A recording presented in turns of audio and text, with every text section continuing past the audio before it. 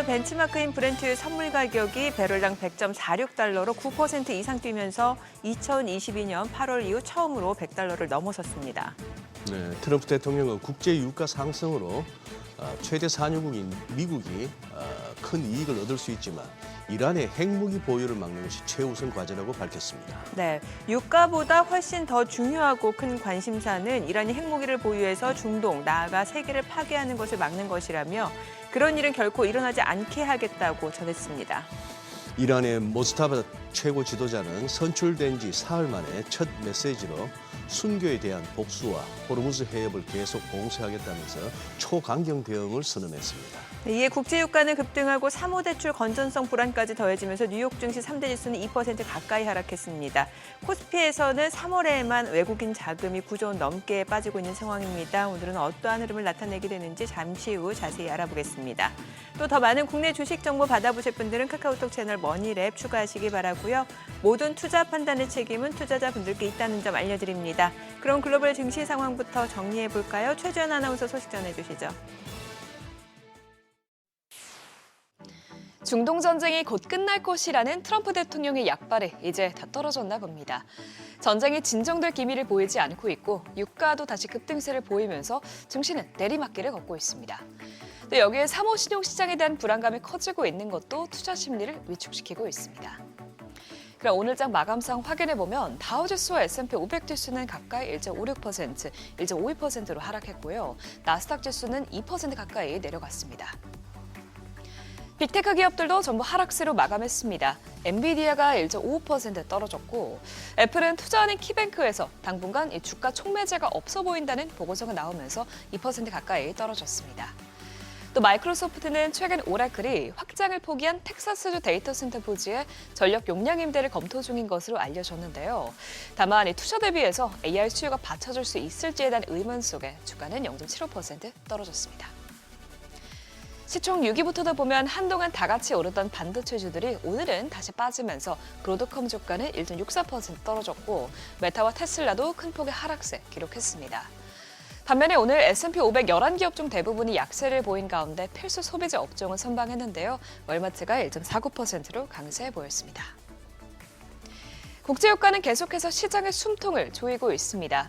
호르무즈 해협이 개방되기 전까지 꽤 오랜 시간이 걸릴 것으로 보이기 때문인데요. 간밤에도 모스타바 하메네이 이란의 새 최고 지도자가 선출된 이후 첫 공개 발언에서 호르무즈 해협 봉쇄를 계속 이어가야 한다면서 강경 발언을 내놓자 유가가 치솟았습니다.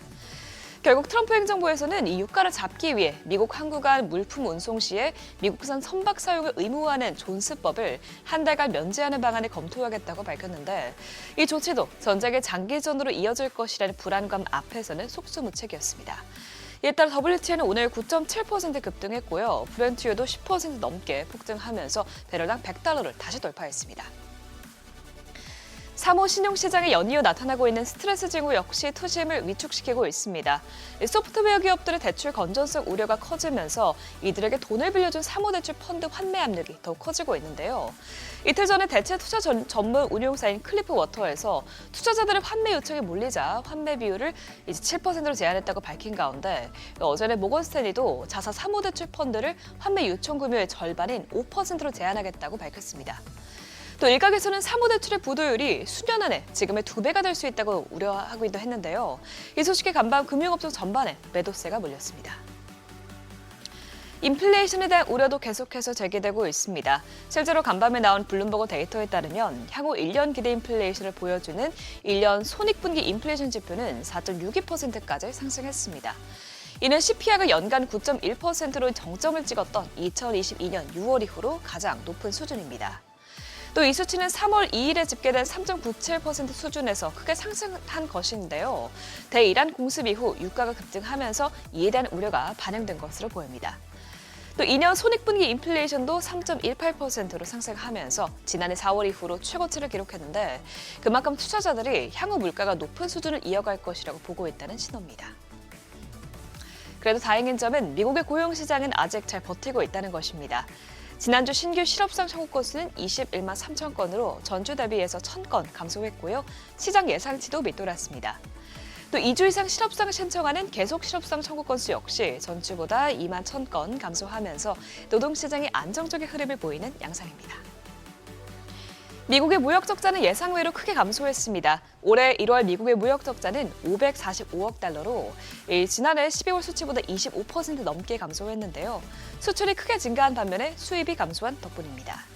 특히 국가별로 보면 유럽연합과의 무역 적자가 전월에 111억 달러에서 61억 달러로 크게 줄어든 것으로 나타났는데 트럼프의 관세 조치가 바람대로 무역 적자 축소로 이어지고 있는 것으로 보입니다. 국채 금리는 또 급등세를 보였습니다. 유가가 뛰어오르면서 인플레이션 우려가 고조된 데다가 연준의 금리 정책에 제동이 걸릴 것으로 예상됐기 때문인데요. 실제로 간밤 골드만삭스에서는 주요 증권사 중에서 처음으로 첫 금리 인하 시점을 오는 9월로 미뤘습니다. 이에 따라 통화 정책에 민감한 2년물 금리가 0.1%포인트 폭등했고요. 10년물 금리도 0.05%포인트 급등세 보였습니다. 지금까지 굿모닝 마켓이었습니다.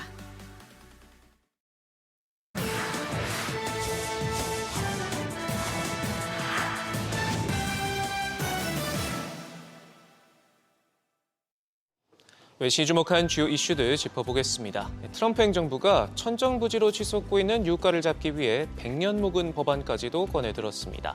미국 항구사회를 오갈 때 미국산 선박 사용을 의무화하는 존스법을 한 달간 면제하는 방안을 검토 중인데요. 이렇게 되면 외국 유조선들이 연료를 보낼 수 있게 됩니다. 외신들은 트럼프가 유가를 잡기 위해 여러 방안을 검토하는 중 나온 조치라고 설명했는데 중간 선거를 앞두고 발등에 불이 떨어진 상황에서 그만큼 이번 사태가 안방 경제에 미친 영향이 얼마나 심각한지를 여실히 보여주는 대목입니다. 업계의 큰 손들도 자구책 마련에 바삐 움직이고 있습니다. 사우디 국영 석유회사 아람코는 우크라이나로부터 요격용 드론을 구매하는 방안을 논의 중인데요. 이란의 공격으로부터 안방 에너지 시설과 인근 카타르에 있는 시설을 보호하기 위해 직접 팔을 걷어붙였습니다. 사우디 정부는 이 밖에 공격용 드론의 통신을 두절시켜 무력화시키는 장비도 도입을 검토할 만큼 이번 사태가 쉬이 지나가지 않을 걸 대비해 만반의 제비를 가지고 있는데요. 앞서 호르무즈 봉쇄가 길어지면 글로벌 석유 시장에 재앙적 결과가 초래될 수 있다 말한 아람코의 경고가 현실이 되는 거 아닌지 우려가 커지고 있습니다. 전쟁의 포화는 월가까지 덮쳤습니다. 그간 어떤 시장 환경에서도 안정적인 수익을 내왔던 큰손 헤지 펀드들조차 속수무책 손실을 보고 있는데요. 매크로 펀드의 대명사인 캡스턴 어소시에이츠는 지난주에만 7%의 운용 손실을 봤고요. 전설로 불리는 폴티더 존스의 펀드 역시 마이너스 성적표를 받아들었습니다. 원자재 가격 폭등이 불러온 인플레이션 재점화로 금리 예측 모델이 완전히 무력화된 결과로 보이는데 4년 연속 수익 1위 자리를 지킨 시타델, 톱5에 이름을 올리고 있는 밀레니엄 매니지먼트와 포인트 72 이른바 무적 함대를 불리던 멀티 전략 펀드들도 이번 파고를 넘지 못했습니다. 각각 조 단위에 달하는 거액의 손실을 입었는데 외신들은 시장 최고의 두뇌들조차 갈피를 잡기 힘들 정도로 앞날을 내다보기 힘든 상황이다 평가하고 있습니다. 그런가 하면 이번 이란 사태를 계기로 미 국방부와 파트너였던 엔스로픽의 사이는 완전히 틀어졌습니다. 인공지능의 군사적 활용 범위를 두고 이견이 갈리면서 급기야 소송전으로까지 번진 상황인데 펜타곤은 합의 가능성은 없다 단호한 입장을 고수하고 있습니다. 논쟁의 중심이 된 공급망 위험 지정과 관련해선 엔스로픽의 AI 모델의 정책 선호도가 내재돼 문제가 된다. 바이든 행정부의 유산이다 지적하면서 공급망 위험 지정이 처벌 목적이 아니고 행정부가 기업들의 엔스로픽 사용 중단을 요청했다는 소식을 소문에 불과하다 선을 그었습니다. 반면 엔스로픽 측은 공급망 위험 기업 지정 조치를 취소해줄 것과 연방기관들의 자사 AI 사용을 금지한 트럼프 대통령의 지침이 위헌임을 확인해줄 것을 법원에 요구하면서 반격에 나서고 있습니다. 당장은 이란 전쟁에 가려져 눈에 띄진 않지만 월가는 수면 아래서 곪고 있는 사모신용 위기를 더 두려워하고 있습니다. 곳곳에서 스트레스 징후가 줄줄이 터져나오고 있는 와중에 사모신용 부도율이 배로 커질 것이라는 경고가 나왔는데요. 파트너스 그룹의 슈테펜 마이스터 회장은 지난 10년간 2%대였던 사모대출 부도율이 수년 내 5%를 넘어설 가능성이 크다 보고 있습니다. 뇌관이 된 AI가 사모신용 부분에 구조적으로 불리하다 지적했는데 차입 기업이 아무리 성장해도 이자 수치에 그치는 반면 부도라도 나면 손실을 온전히 떠안게 되는 비대칭 구조를 가졌다는 해석이고요. AI가 기업 간 격차를 벌릴수록 부담은 더 커진다는 판단을 넣어보셨습니다. 1조 8천억 달러, 우리 돈 2,400조 원에 달하는 사모대출 펀드 시장에 펀드런이 발생하면 주요 투자자인 금융기관의 부실이 늘고 대출을 받은 기업들의 자금 조달길이 막히는 시스템 리스크까지 올 수 있는데 초대형 버블 붕괴로 이어질 수 있다는 공포심이 커지고 있습니다. 마지막으로 산업계 소식까지 하나 짚어보죠. 파운드리 시장에서 TSMC가 다시 또 압도적인 1위에 올랐습니다. 지난해 70% 육박한 점유율로 독주 체제를 이어갔는데요. 반면 7%대 점유율로 2위에 오른 삼성전자는 매출과 점유율 모두 하락하면서 양사간 격차는 더욱 벌어졌습니다. 와중에 바로 뒤에선 중국 SMIC가 점유율을 5%대까지 늘리며 바짝 쫓아오고 있는데요. 트렌드포스는 올해 메모리 가격 상승이 주요 완제품 수를 위축시킬 가능성이 있어서 하반기 주문과 팹 가동률의 불확실성이 커질 것으로 전망하기도 했습니다. 지금까지 글로벌 비즈였습니다. 어제장에서 이슈가 있었던 업종 살펴보는 기업 이슈 시간입니다. 국제유가가 다시 배럴당 $100를 돌파하면서 국내 정유주가 상승했습니다. 국제에너지기구가 사상 최대 규모의 비축유 방출을 결정했지만 이란 전쟁 지속에 따른 글로벌 원유 부족 우려를 잠재우지 못했습니다. 호르무즈 해협 일대에서 선박이 이란군의 공격을 받은 점도 유가를 밀어올린 것으로 분석이 되고요. 직전 거래일 국제유가는 중동 전쟁 종식 기대감에 11% 넘게 급락하기도 했지만 하루 만에 상승세로 다시 돌아선 겁니다. 해당 소식이 올랐던 정유주들 살펴보면 중앙에너비스가 어제는 8%대 급등세 보이면서 가장 큰 폭으로 올랐고 S-오일은 2.97%, SK이노베이션은 1.84% 올랐으며 GS까지 1.69% 오르는 등 국내 정유 3사는 전반적으로 올랐습니다. 국제유가가 다시 상승 흐름을 보이는 등 불안한 흐름을 보이자 대안적 에너지에 대한 관심이 커지면서 어제 원전주 관련 종목들 주가 강세 보였습니다. 전문가들은 이란 사태로 유가가 상승할 때 대안적 에너지는 당연히 상대적 관심을 받을 수 있다고 짚으면서 특히 한국의 원전 관련 기업 상당수는 순수 건설 분야에도 강점이 있다고 언급했는데요. 그러면서 당장은 아니더라도 중동 지역의 분쟁이 마무리된 이후 이곳에서의 수주를 기대해 볼 수 있다고 언급했습니다. 어제 신재생 에너지들 전반적으로 오른 가운데 원전주들 중심으로 살펴보면 오르비텍이 상한가로 마무리가 됐고 태광은 13%대, 성광밴드는 11.84% 올랐으며 한전기술까지 6%대 오르는 등 상승 흐름 보였습니다. 히토류 관련 종목의 주가가 미국의 히토류 재고가 2개월치에 불과하다는 외신 보도에 강세 보였습니다. 앞서 홍콩의 사우스차이나 모닝포스트는 미국은 현재 히토류 재고가 2개월치에 불과하다고 보도했는데요. 해당 매체는 전날 도널드 트럼프 미국 대통령이 애초 이란과의 전쟁이 4주에서 5주가 될 것이라고 했다가 지난 9일에는 전쟁 조기 종결 가능성을 시사한 배경에 이 히토류 공급 문제가 있었을 것이라며 이같이 보도했습니다. 그러면서 이달 31일부터 다음 달 2일까지 예상되어 있는 트럼프 대통령의 방중기간 미중 정상회담에서 히토류 문제가 중요한 의제로 다뤄질 것으로 전망했습니다. 해당 소식에 어제 국내 히토류 관련주들 상승 흐름 보였는데요. LS 에코에너지가 12%대, 유니온 머티리얼이 11%대 강세 보였고 유니온까지 2.68% 오르면서 주당 4,400원 선에 마무리됐습니다. 미국 통신장비 투자 확대 추세에 혜택을 받을 것이라는 기대감이 커지면서 오이솔루션이 장중 신고가를 달성했습니다. 최근 미국 기술 기업들이 대규모 통신 관련 설비 투자에 나서면서 유선 통신 장비 제조 기업들에게 투자자들의 관심이 쏠리고 있는데요. 하나증권은 리포트를 발간하면서 오이솔루션이 미국 대형 통신사 AT&T의 대규모 통신 장비 설비 투자 수주 기대감에 힘입어 오이솔루션의 주가가 오를 것이라고 분석했습니다. 목표 주가를 기존 3만 원에서 5만 원으로 상향했고 투자 의견을 매수를 유지했습니다.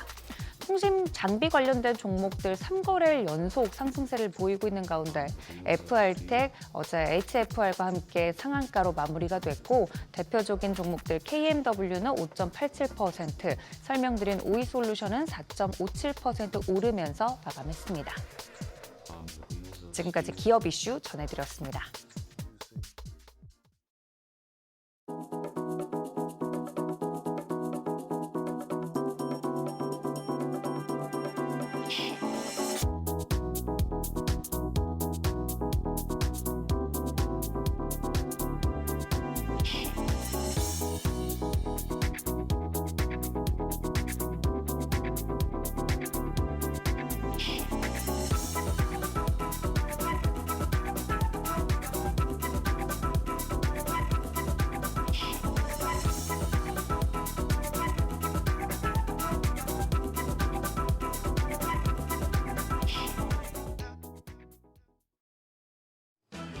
어제 코스피는 하락했고 코스닥은 종목 장세를 이어가는 가운데 상승했습니다.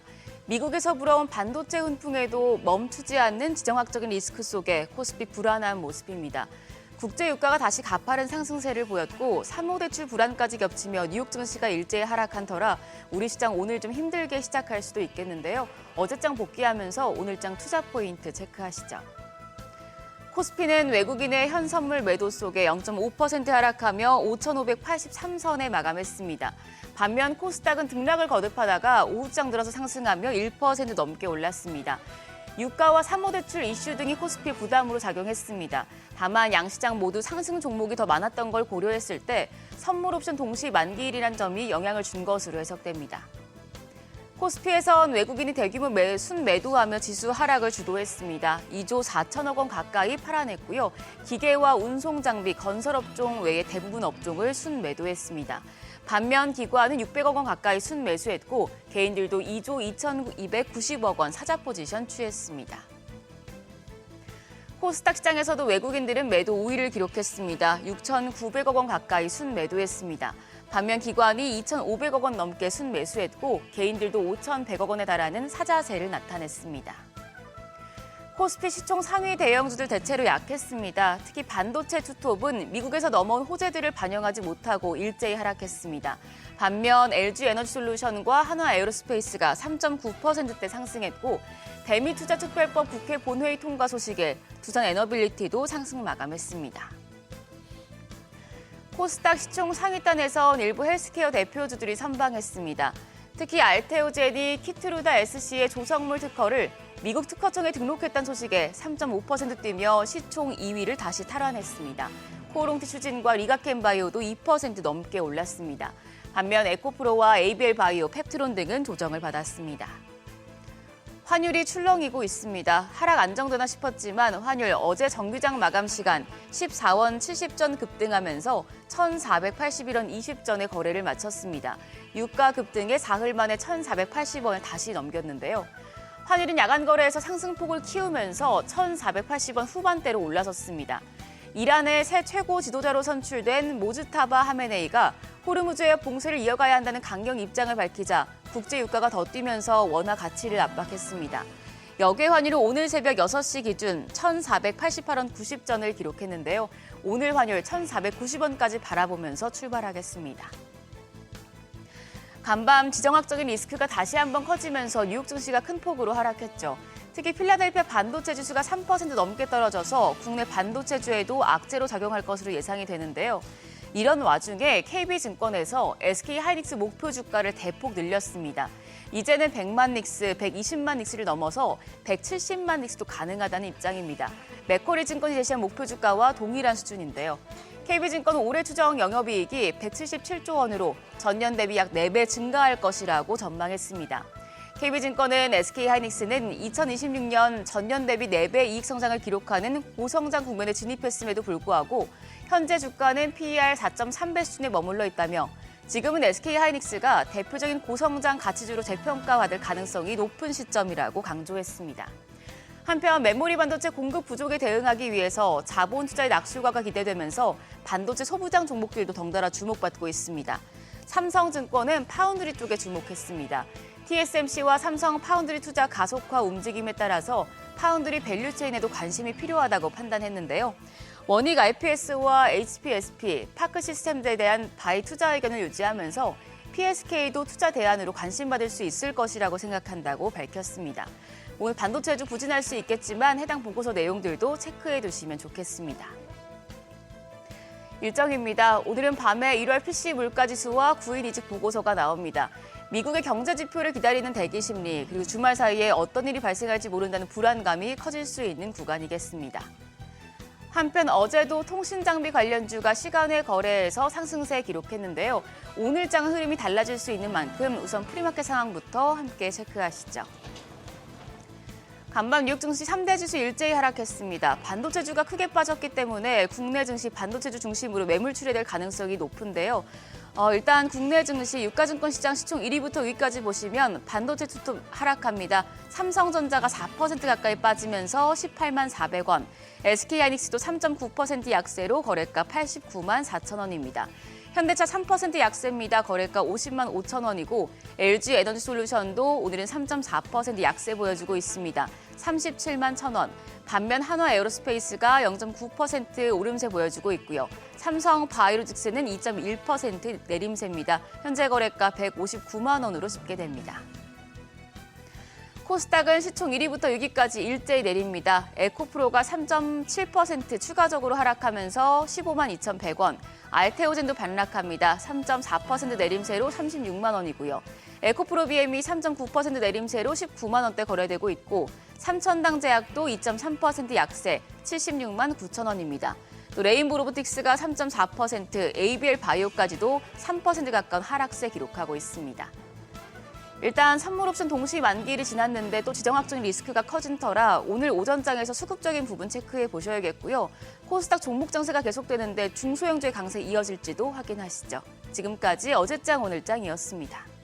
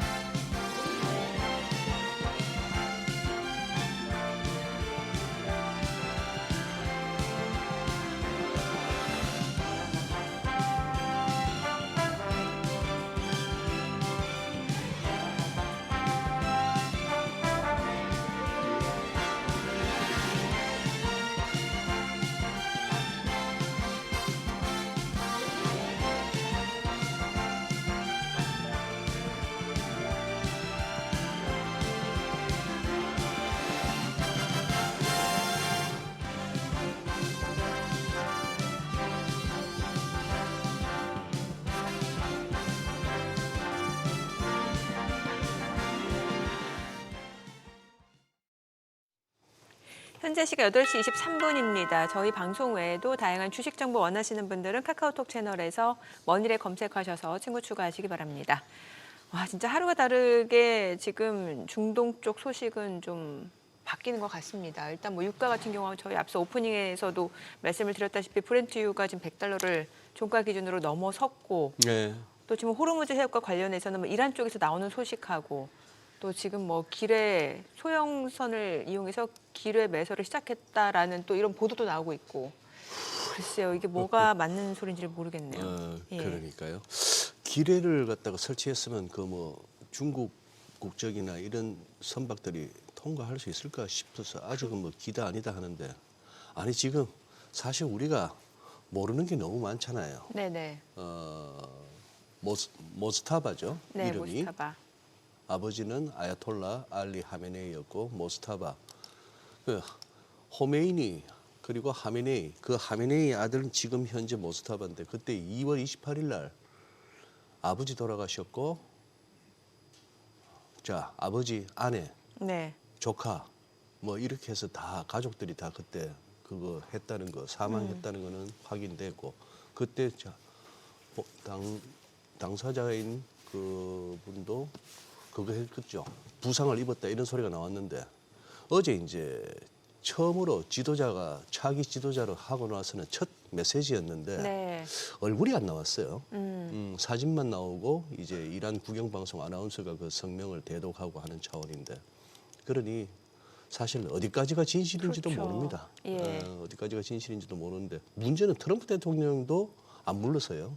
아까 오프닝에서 소개해드렸습니다만 네. SNS를 통해 가지고 맞아요. 지금 유가보다도 핵이 더 중요하다. 예, 이란 핵무기를 제거하는 게 더 중요하다. 네. 예. 지금 또 뭐 일각에서 들리는 얘기로는 미국 셰일 업계는 또 호황이랍니다. 그거는 그렇죠. 유가가 올라갔으니까. 그렇죠. 또 미국은 산유국이잖아요. 네. 어쨌거나 어지러우면 어지러울수록 좋은 사람은 네타냐후인데. 이스라엘. 예, 벌써 3년째 진짜 총리해도 되는가 싶은데도 총리하면서 지금 전쟁통에 이렇게 계속 가고 있잖아요. 오죽하면은 트럼프가 네타냐후 총리 꼬임에 넘어갔다라는 얘기까지 나올 그런 썰도 정도로, 들릴 정도고. 예, 그런 얘기가 나옵니다. 근데 이렇게 저렇게 또 어제 우리 시장은 옵션 만기일임에도 불구하고 잘 선방했다고는 보입니다만 네. 오늘은 또 개장 초 급락 출발은 뭐 불가피해 보이는 상황에서 어떻게 방어할지가 궁금한 그러게요. 말입니다. 네, 그야말로 변동성 장세가 네. 계속해서 이어지고 있는 상황이죠. 자, 오늘 함께 하실 분 모셔보겠습니다. S플러스 자산운용 고태훈 본부장님 함께합니다. 어서 오세요. 어서 오세요, 고 본부장님. 예, 저는 살짝 봤습니다. 일찍 오셔가지고 저 커피숍에서 예, 시장 좀 한참 네. 보고 계시대. 아니 근데 또 뭐랄까요? 우리가 이제 한번 지난 3월 그러니까 3일, 4일 그 급락 이후에 추가 하락은 없습니다만 힘을 또 잘 차리지는 못하고 있고 그 와중에 이제 지금 글로벌 증시 특히 미국 쪽이나 중동 쪽에서 들려오는 소식은 그다지 우리 시장이 우호적이지는 않습니다. 지금 출연하신 이후에 지금까지 한번 정리를 한번 해주시죠. 네, 뭐 그동안에 있었던 건 사실 그 실적 발표의 기간은 어느 정도 1월 말 2월 초 네. 해가지고 지나갔고 그 뒤부터는 전쟁 이슈가 발생을 하면서 예. 변동성이 굉장히 커져갔던 구간이었기 때문에 뭐 저희가 그 구간에서 매크로하게 대응할 만한 상황은 아닌 것 같습니다. 뭐 요새는 하루가 진짜 다르게 지표는 거의 보지도 않는 것 같아요. 예, 뭐 하루가 다르게 예, 매일매일 맞아요. 그냥 네. 뭐 홀짝 게임 하듯이 맞아요. 왔다 갔다 예. 하고 있기 때문에 그걸 유의미하게 볼 만한 상황은 아니라고 판단을 하고 있는데 계속해서 사업 보고서들은 좀 나오고 있는 상황이거든요. 왜냐하면 우리나라 기업들이 3월 30일까지는 이제 사업 보고서를 제출해야 되고 사업 보고서. 예, 그리고 이제 주주총회들을 네. 앞두고 있으니까 대부분 사업 보고서에 나오면서 그러한 좀 펀더멘탈한 변화들이 결국에는 제일 중요한 거니까요. 그 영향들이 없는지를 좀 바라보는 게 지금으로서는 좀 중요해 보이고요. 근데 시장 상황 자체는 좀 저희도 뭐 정확하게 추정하기 어려울 정도로 매일매일 다른 이야기들이 나오고 있는 상황이기 때문에 그걸 너무 흔들리지 않으려고 좀 노력을 하고 있는 그런 상황입니다. 지금 뭐 가장 큰 변수로는 유가 지금 얘기 나오고 있고 그러다 네. 보니까 많은 분들이 이제 중동 이슈라든지 이제 호르무즈 해협에서 어떤 일들이 발생하고 있는지 이걸 계속해서 쫓아갈 수밖에 없는 상황이거든요. 네, 지금 혹시 어떤 부분을 좀 봐야 되는 거예요? 유가 말고도? 네, 일단은 뭐 유가의 상황들을 좀 주목해서 봐야 예. 되기는 하는데요. 유가의 상황이 과거랑은 좀 다른 것 같기는 합니다. 아, 이게 네. 뭐 2014년 말에도 한번 유가가 $100 이상으로 올라가면서 영향을 많이 줬었는데 네. 그 당시에는 사실 미국의 GDP에서 이 에너지 가격이 차지하는 비중이 한 8% 정도까지 올라갔었거든요. 예. 그러니까 물론 이 비중이 엄청 큰 건 아니지만 유의미한 영향을 인플레이션이 줄 수 있는 정도였는데 이제 그동안 유가는 사실 달러 기준으로 그대로 가만히 거의 있었던 상황이고 나머지 물가들은 계속 올라가면서 현재 에너지 가격이 차지하는 비중은 5% 미만으로 떨어진 상황이거든요. 예. 예. 그러니까 사실은 유가가 $100 이상으로 올라간다고 해서 거기서 엄청난 영향을 준다라고 하기는 아직은 좀 어려운 것 같고요. 2014년 뭐 그 과거 한 10년 전에 영향 정도를 받으려면 사실 한 $180 정도까지는 올라가야 그 정도의 영향은 있기 때문에 너무 불안해할 필요는 좀 없다라고 생각은 하고 있는데 여전히 이제 원재료 가격이 계속 상승하는 요인은 되기 때문에 이 부분은 좀 조심해서 보고 있고요. 사실 호르무즈 해협이 지금 막혔는지 지나가고 있는지 이런 상황도 정확하게 전달이 안 되고 있기 때문에 뭐 지금 이제 시장에서 저희 같은 이제 시장의 관찰자 입장에서는 유가를 바라보면서 그걸 추정할 수밖에 없는 상황이니까 근데 뭐 지금 그렇게까지 우려할 만한 상황은 아니다라고 판단을 하고 있습니다. 참 이게 이란 쪽 나오는 소식으로는 왜 조금 한 4-5시간 전에 나온 소식으로 이란 외무부 대변인은 그 이란 해군과 조율하면은 선박이 호르무즈 해협을 통과할 수 있다. 이러면 또 사실 이제 기뢰를 매설하지 않았다라는 예, 얘기가 되는 그러니까. 거고. 맞아요. 예, 예. 이게 참 뭐 어떻게 해야 될지 모르겠네요. 예. 그렇죠. 뭐 전쟁통에 막 나오는 얘기를 다 고지고대로 다 받아들일 수는 없는데 예. 특히 이제 황당한 거는 이란 대통령이 제안한 휴전 조건이 사과해라.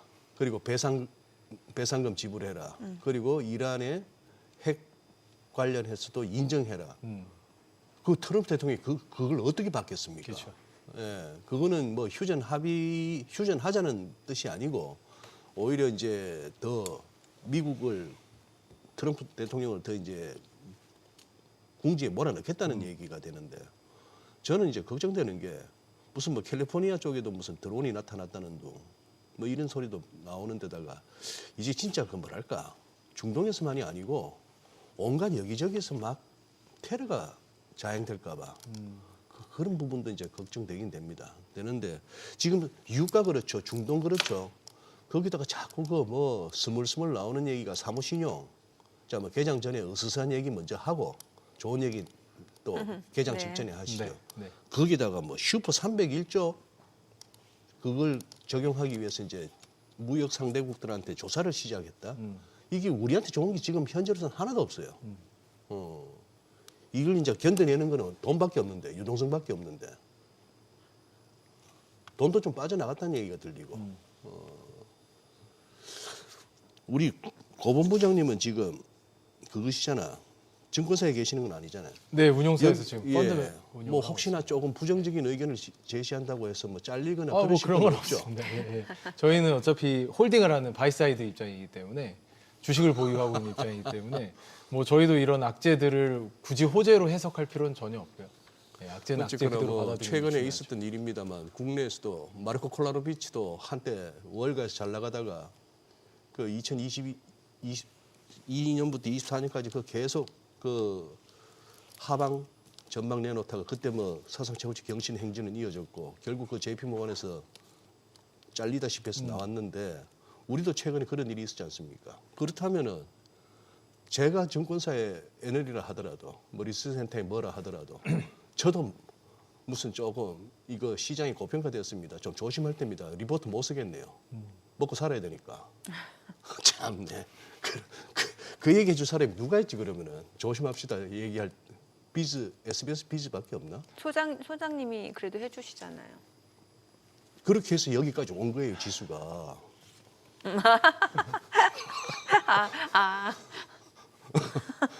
그러니 저는 계속해서 부정적인 얘기를 해야 되는 거예요. 아, 그렇죠. 예. 저라도 예. 진방꿀 그거라도 지금은 기대해야 될 정도인데. 아니 저기는 하나하나 짚어볼게요. 지금 고보 부장님 그 신용 프라이빗 크레딧 쪽 아 예. 그거 좀 들여다 보셨어요? 네, 사모 신용 쪽은 좀 들여다봤었고요. 네. 네. 어떻게? 뭐 저희가 매크로를 아주 딥하게 보는 하우스는 아니기 때문에 아주 깊게 보지는 않았지만 이건 결국에 사실 2021년 정도로 거슬러 올라가서 좀 봐야 될 것 같아요. 21년? 왜냐하면 이런 사모 펀드들이나 네. 유동성이 굉장히 폭발했던 시기가 21년, 22년이었기 때문에 예.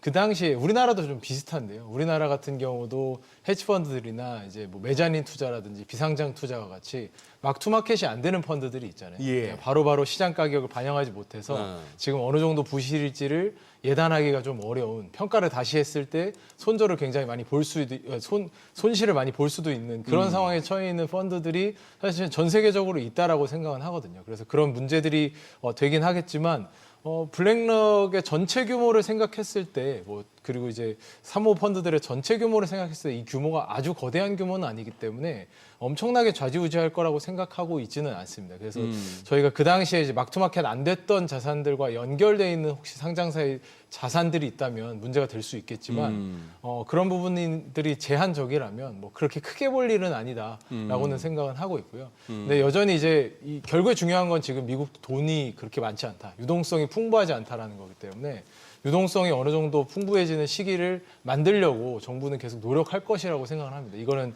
이제 뭐 중장기적으로 조금 더 뭐 2020년 하반기로 되면서 긍정적인 포인트로 해석이 될 수도 있는 부분이겠지만 유동성을 좀 필요로 하는 지금 시장의 상황들을 좀 보여주는 단면이라고 생각은 하고 있어가지고 크게 우려는 하고 있지 않지만 계속 관찰은 하고 있습니다. 저희가 사실 이것도 뭐 리스크 요인이긴 하지만 리스크라는 게 사실 우리가 모르는 상황이 리스크인 거지 이미 이제 사모신용 쪽에서 어떤 문제가 있는지를 어느 정도는 파악이 된 상황이고 그러면 다들 전수조사에 들어갈 거기 때문에 뭐 그렇게까지 문제 있다라고 바라보긴 좀 어렵지 않나라고 생각은 하고 있습니다.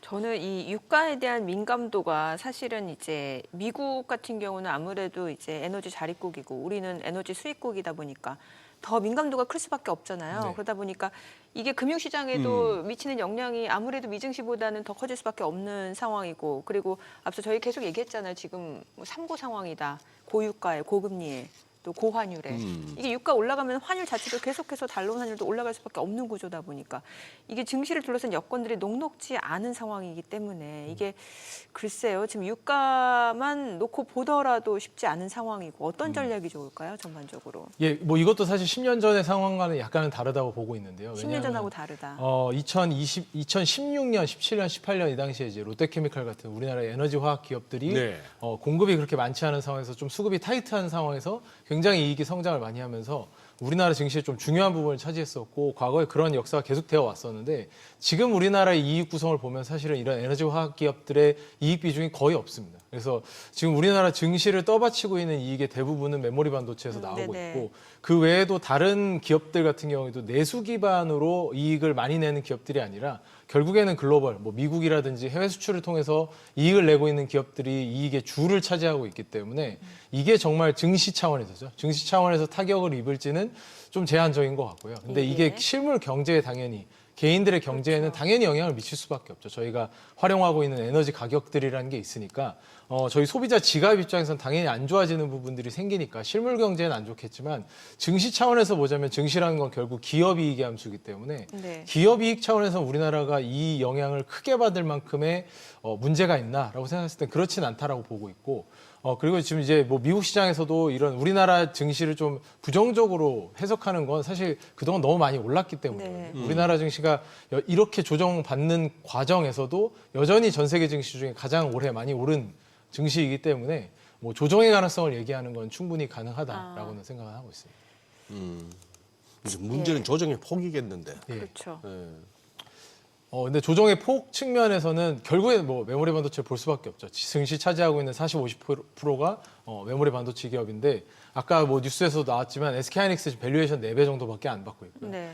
삼성전자 같은 경우도 밸류에이션이 8, 9배 정도밖에 안 되는데 이들의 밸류에이션, 이들의 비즈니스 모델에 대해서 밸류에이션을 얼마나 시장이 더 줄 수 있는지가 가장 큰 관건인 것 같습니다. 그러니까 내년까지 계속 의심해서 지금 쳐다보고 있는 상황이잖아요. 이익이 네. 너무 잘 나올 네. 거라고 생각을 하니까 예. 우리의 그 전통적인 관습처럼 이익이 잘 나오는 시기에 메모리 반도체 기업은 사이클의 그 최상단이라고 생각을 해서 PER을 낮게 주고 있는 상황인데 이 PER이 어느 정도만 정상화 되더라도 사실 우리 생각해보면 4배짜리가 8배만 되더라도 2배 상승하는 거기 때문에 이익이 그대로 있기만 한다면 이제 그런 측면에서 보면 뭐 그렇게까지 하방을 세게 볼 필요는 없다라고 생각하고 있고요. 저희 많이 뭐 크게 보더라도 한 10에서 20%까지도 열어놓을 필요는 별로 없다라고 생각을 하고 있어가지고 예, 그렇게 불안해할 상황은 아닌 것 같습니다. 그래요. 그렇다고 뭐 상방을 엄청나게 열어서 보기에는 메모리 반도체 얘기를 제가 뭐 여러 군데서도 하긴 했는데 네.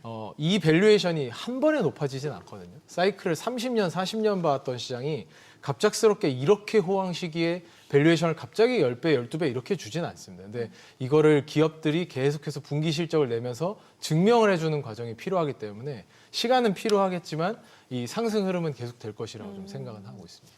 뭔가 주가 상승 속도 측면에서는 이전과는 조금 다르게 약간 둔화될 수는 있고. 그렇죠. 예. 네, 네. 하지만 또 밸류에이션만 놓고 봤을 때는 또 완전 고평가라고 얘기할 수 없는 구간이고. 네, 네, 네. 그래요. 혹시 섹터별로 전략도 유효한가요? 지금 왜냐하면 이제 이렇게 전쟁, 지정학적 리스크가 이어진다라고 하면 또 해지 차원에서 방산주 갖고 계신 분들도 꽤 있으실 것 같고 네. 또 조선주도 의외로 또 반사 이익이 기대된다라는 분석도 많아가지고요. 네네네. 섹터 차원에서는 저희는 뭐 메모리 반도체의 중요한 부분을 계속 생각은 하고 있고요. 예. 거기에 더해서 당연히 말씀하셨던 방산주라든지, 그러니까 방산주는 구조적으로 워낙 좋아지는 시기였는데 예. 러시아 우크라이나 전쟁 이후에도 우리나라 방산 기업들의 신뢰도가 굉장히 많이 상승을 하면서 좋아지는 거였는데 이번 전쟁을 통해서도 또 한 번 증명을 해내고 있기 때문에 네. 이런 부분들은 좀 구조적인 성장 가능성이 있다, 성장을 예. 하고 있다라고 예. 생각을 하고 있고요. 조선업 같은 경우도 마찬가지로 이제 우리나라 가지고 있는 기술적인 장점들이 충분하게 보여지고 있는 상황이기 때문에 뭐 섹터적으로는 크게 바뀔 만한 부분은 제한적이지 않을까라고 생각을 하고 있습니다. 네. 요번 예. 아니요. 이제 저희 뭐 매크로 그 이슈 변수를 좀 체크하고 있는데 사실 이게 예측 자체가 쉽지 않으니까 네.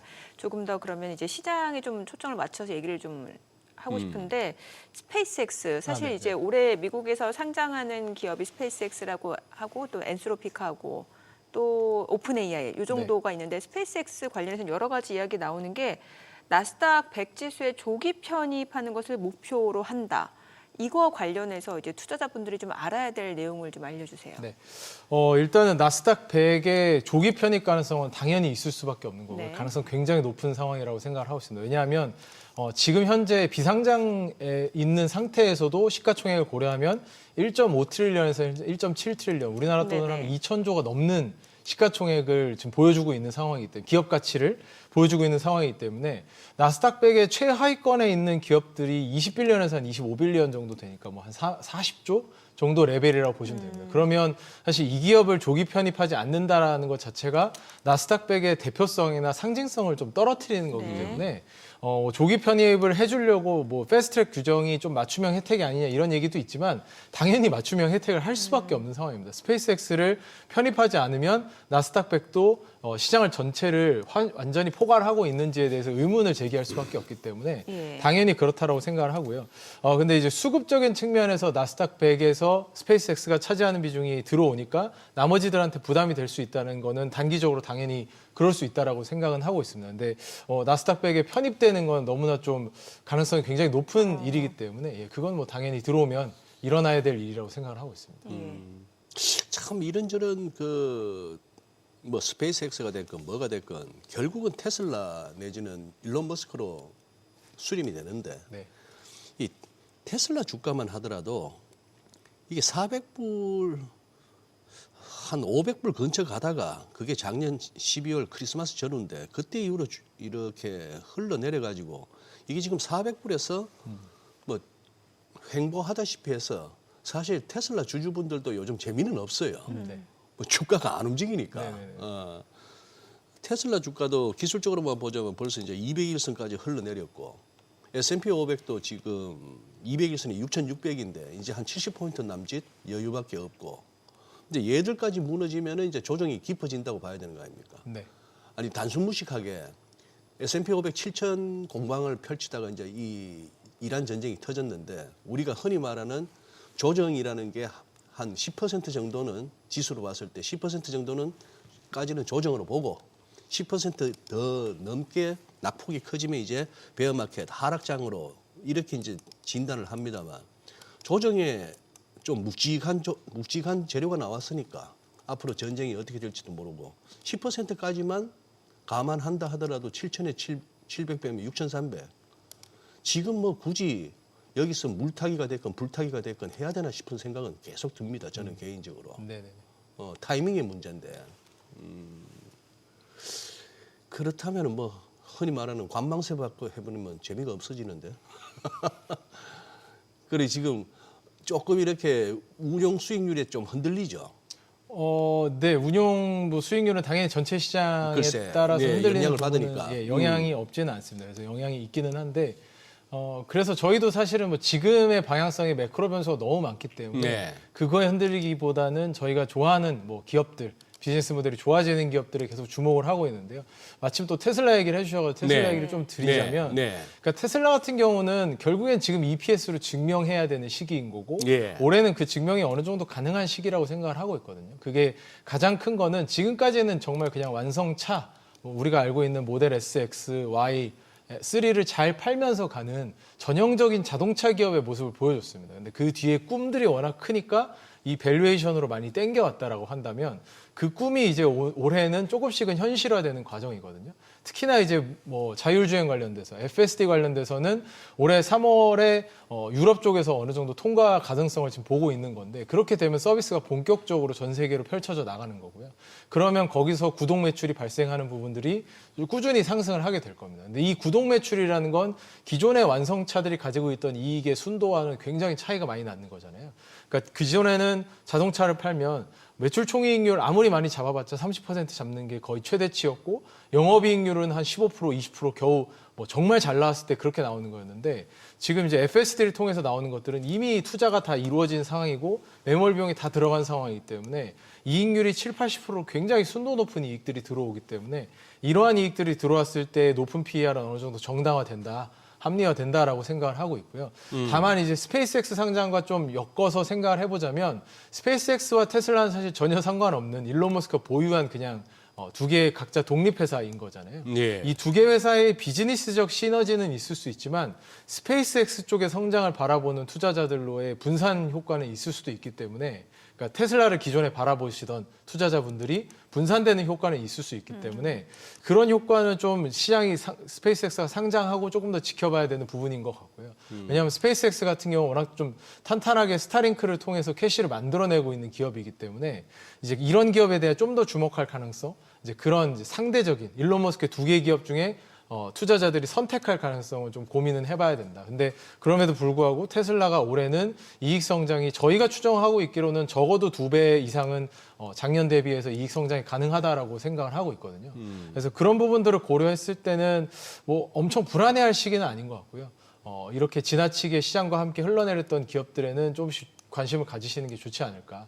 특히나 이제 국장이 워낙 좋으면서 우리나라 시장으로 급격하게 선회하신 분들이 많아가지고 네. 이제 그런 부분들이 좀 균형이 필요한 것 같습니다. 저희도 글로벌 운용을 하다 보면 뭐 한국장이 좋아 보이고 일본장이 좋아 보이거나 중국장 좋아 보여서 비중 이동을 할 때는 있습니다. 국가 이동을 할 때는 있지만 앵커가 되는 건 결국 전 세계 생산성 향상을 주도하는 기업들은 항상 가져가야 되는데 이걸 아예 배제하고 어느 순간 다시 돌아오겠다 이렇게 생각하시는 분들이 있는데 그것보다는 균형을 좀 잡아가는 게 중요한 시기가 아닐까라고 생각을 하고 있습니다. 그 균형을 잡아간다라고 하는 게 너무 국장 비중을 좀 압도적으로 가져가는 것보다는 미국 쪽에서 기존의 주도주 빅테크라든지 아니면 뭐 엔비디아 뭐 이런 종목을 포함해서 이런 쪽을 조금 더 그래도 비중도 좀 가져가야 된다 이런 말씀이신 네, 맞습니다. 거죠. 그러니까 저희가 국장이 작년에 중반 이후로 굉장히 좋아지기 이전까지는 대부분의 투자자분들이 뭐 이제 미국만 하겠다. 그래서 뭐 미국 비중을 80%, 90%, 100%까지 가져가시는 경향이 있었는데 거기서 지금 비중 이동을 또 다시 8, 90%를 국장을 옮기시는 스타일로 많이들 하시더라고요.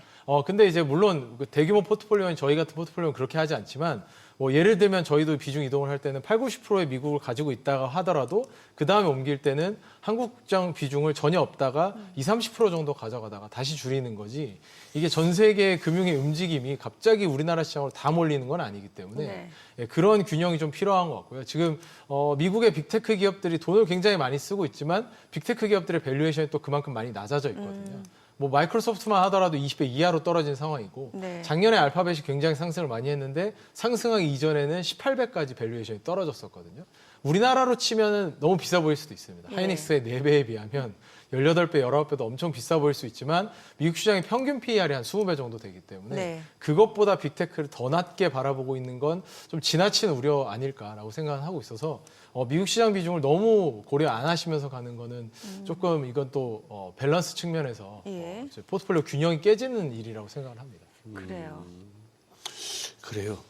뭐 제가 드리는 고 본부장님한테 드리는 질문이 전부 이렇게 듣기 불편하실 수는 있겠는데 한번 다 점검을 하시고 나서 그러고도 확신이 있으시면은 매수 버튼을 누르라는 차원에서 드리는 질문입니다. 우리 시청자분들. 지금 연초 이후에 누적으로 보니까 외국인이 32조 7천억을 팔았네요. 거래소에서. 그리고 코스닥에서 보니까 2조 1,900억이니까 그러니 코스닥하고 거래소 할 것 같으면은 30조를 판 거예요. 지금 지수 선물도 누적으로 보니까 한 14조 넘게 팔았고 외국인은 이 친구들이 지금 단순히 좀 높아 보인다. 너무 한국 시장 급하게 왔다 하는 차원에서 뭐 아니면은 자기들이 글로벌리 이렇게 전체적으로 큰 판에서 노는 친구들이니까 한국 비중이 높아졌네 하는 차원에서 좀 리밸런스 차원에서 좀 줄여야 한다고 볼 것 같으면은 가장 안도가 되는 매도고 이게 지금 뭔가 이게 좀 떠야겠다 하는 차원에서 파는 거라면 이건 조금 불길한 거고. 이 외국인 수급이 조금은 이렇게 그 성격을 어떻게 진단하고 계시는지.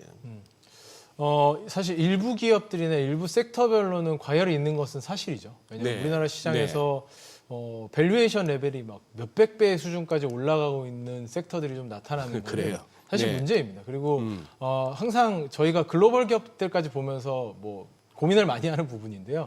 글로벌 1등을 하고 있는 헬스케어 기업들 같은 기업들, 뭐 바이오 기업들을 보다가 우리나라 기업을 갑자기 들어와서 보면은 밸류에이션의 척도 자체가 완벽하게 차이가 납니다. 굉장히 밸류에이션이 많이 올라와 있거든요, 우리나라는. 근데 이 올라와 있는 기준 위에서 모두가 다 비교를 하다 보니까 이 시장에서는 그래도 이게 유지가 되는 건데 뭐 사실 이건 언제든지 깨질 수 있는 부분이기 때문에 저희는 이 부분 좀 주의하면서 항상 바라보거든요. 예. 그래서 일부 기업 중심으로 과열이 있고 섹터별로 과열이 있는 것은 사실이라고 판단하고 있는데 전체 증시의 밸류에이션 차원에서는 여전히 매력은 있다고 보고 있습니다. 왜냐하면 아까도 말씀드렸던 메모리 반도체가 받치고 있는 그 부분이 워낙 크다 보니까 이 밸류에이션에서 과연 정말 팔 정도로 불안감을 가져야 되느냐 이건 좀 제한적이라고 보고요.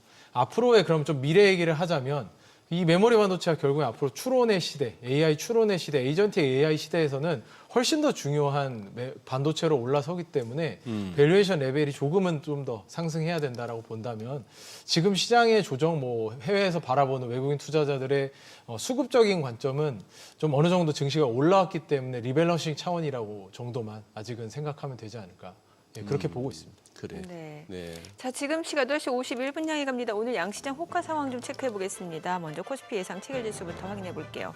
오늘 코스피는 1.6% 지금 2% 하락이 예상됩니다. 예상 체결지수는 5,463. 그리고 코스닥도 2% 하락 예상됩니다. 1,124로 집계되고 있고요. 시가총액 상위 종목 예상가 보겠습니다. 삼성전자가 2% 하락 예상됩니다. 지금 호가는 18만 2,300원, SK하이닉스도 2.9% 내림세가 예상되고요. 지금 호가는 90만 3,000원. 삼성전자, 우선주, 현대차 모두 3%대의 하락 출발 예상되고 있고요. LG 에너지솔루션도 37만 4,500원으로 2.4% 하락이 예상됩니다. 삼성 바이오로직스가 0.7% 내림세가 예상되고 한화 에어로스페이스 약보합권 예상됩니다. 호가 146만 3,000원. SK스퀘어가 3% 하락 예상되고요. 두산 에너빌리티 호가가 10만 1,400원으로 2% 하락 예상됩니다. HD현대중공업 지금 호가에서는 보합 예상되고 있고요. 코스닥 시가총액 상위 종목 예상가도 보겠습니다. 에코프로가 6%대 하락이 예상됩니다. 지금 호가는 14만 7,300원, 알테오젠 3% 하락 예상되고요. 예상 치결가 36만 원. 에코프로비엠 지금 호가 18만 9천 원이고 삼천당제약도 지금 호가는 76만 원으로 3% 하락 예상됩니다. 이 가운데 레인보우 로보틱스 호가가 지금 11% 하락 예상되고 있고요. 67만 원으로 나타나고 있죠. 에이벨바이오 5% 하락 예상되고 있고 리노공업, 코오롱티슈진 모두 4%대 하락 출발 예상됩니다. 각각 호가는 11만 2,900원, 9만 7천 원이고 펩토론도 하락 출발 예상되고 있고요. 리가캠바이오도 지금 호가는 18만 원으로 2% 하락이 예상되고 있습니다.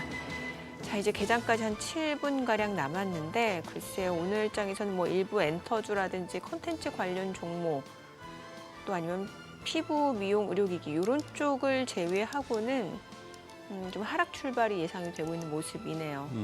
예. 네. 거의 뭐 야간 선물 4%대 낙폭이 MSCI 한국 지수는 뭐 7%대까지 낙폭이 밤사이에 있었는데 거기 비하면 일단 동시호가에서는 그거보다는 이제 일단 강한 모습이네요, 그죠? 네. 그래요. 조금 미리 한번 좀 들어가 볼까요? 네이버하고 LG CNS 이게 지금 피지컬 AI 시장 선점에 나섰다. 이게 무슨 내용인가요, 이게? 예. 그 두 예. 기업 다 로봇에 대해서 뭐 계속해서 투자는 계속 해왔고요. 예. LG그룹 같은 경우는 LG전자뿐만 아니라 LG에너지솔루션, 뭐 LG그룹 전사적으로 사실 로봇을 만들 수 있는 역량들이 갖춰져 있었기 때문에 그에 대한 투자를 좀 강화를 계속 해왔었고요.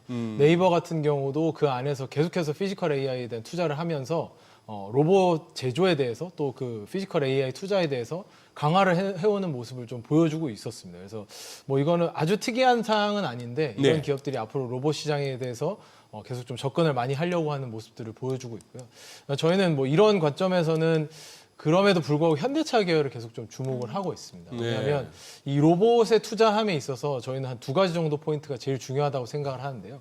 그러니까 두뇌를 갖추는 것이 일단 첫 번째겠죠. 그러니까 네이버의 입장은 그런 면에서는 좀 어느 정도 저희가 공감하는 부분인데 알고리즘을 파악하는 네이버의 역할은 뭐죠, 거기서? 그러니까 그 피지컬 AI의 알고리즘을 갖추는 거니까 알고리즘. 기존의 파운데이션 모델을 만들려고 노력했던 그 연장선상에 그대로 있는 겁니다. 그래서 그 연장선상에서 이거를 이제 그 원래 이제 파운데이션 모델, 언어 모델을 만들고 그다음에 에이전트 AI를 만들고 그다음에 피지컬 AI로 넘어가는 이런 시장 구도로 계속 흘러오고 있는데 이 알고리즘을 만들어서 그러니까 자체적으로 로봇을 제조하는 그 자체보다는 알고리즘을 갖추는데 좀 더 두뇌를 갖추는데 좀 더 집중을 하고 있는 게 네이버가 하고 있는 역할인데 현대차는 사실 여기서부터 시작을 해서 그다음에 아까 말씀드린 두 번째 요소는 대량 생산이 가능하냐 이거든요. 예. 그러니까 로봇의 두뇌를 갖추는 것도 매우 중요하지만 이거를 생산해서 단가를 낮춰서 보급할 수 있는 능력까지 갖출 수 있느냐가 중요한데 우리나라 기업들 중에서는 이 두 가지를 양쪽으로 다 갖출 수 있는 건 사실 현대차 그룹이 가장 가능성이 높기 때문에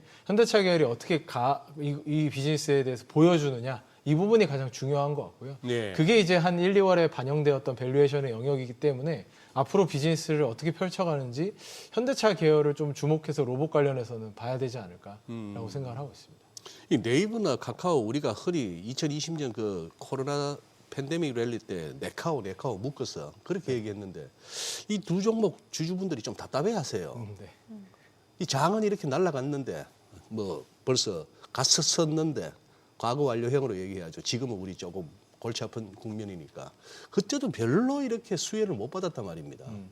우리 고본 부장님 보시기에 뭐 AI 그러면 그래도 뭐 깊이 들어가기 전에 일단은 뭐 국내에서 찾으면 네이버, 카카오 이런 걸 떠올릴 만도 한데 별로 힘을 못 받네요. 네.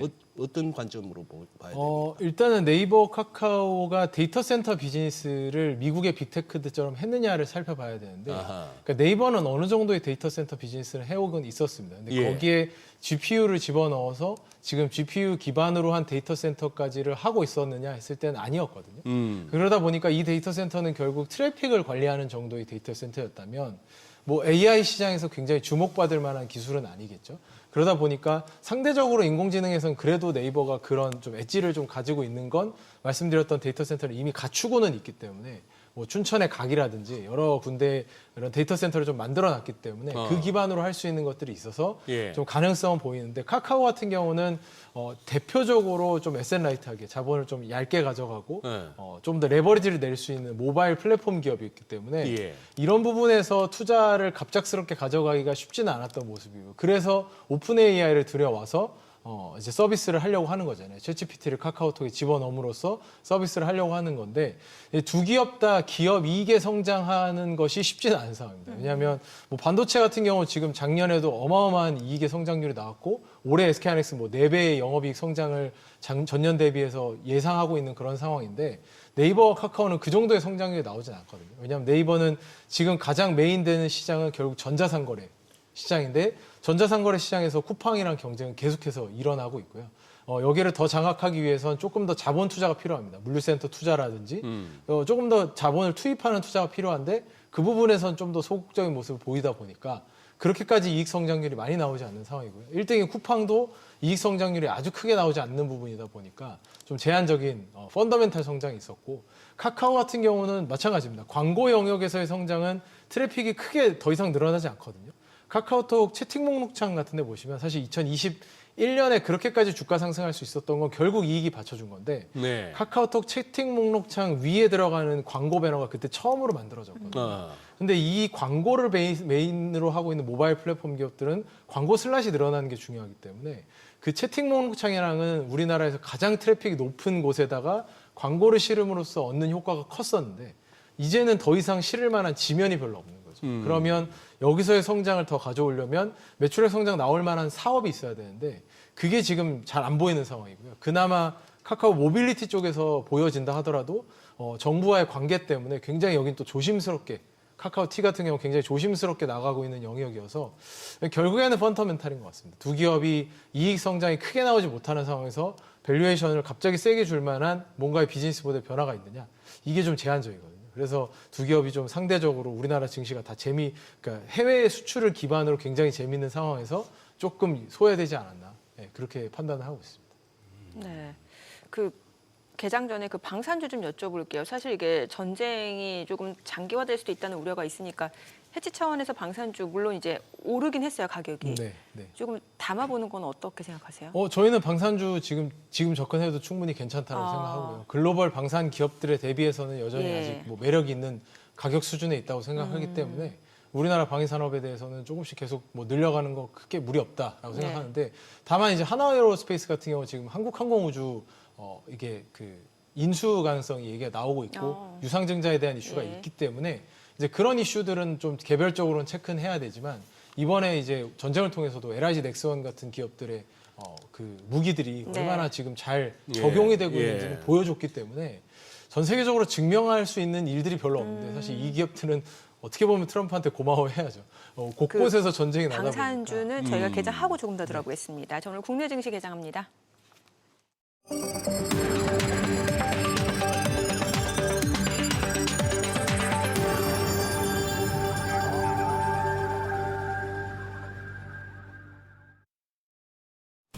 (3월 13일) 금요일 국내 증시 개장했습니다. 간밤 뉴욕 증시 그야말로 이제 뭐 패닉 흐름이었던 것 같아요. 사실 장중 저점 부근에서 계속해서 움직임이 이어지는 상황이었고 유가 브렌트유 선물 가격 지금 $100를 넘어선 상황이고 여기에다가 또 내부적으로는 사모대출 우려까지 더해지면서 전반적으로 좀 악재가 조금 더 많은 시장 국면이 좀 이어지고 있습니다.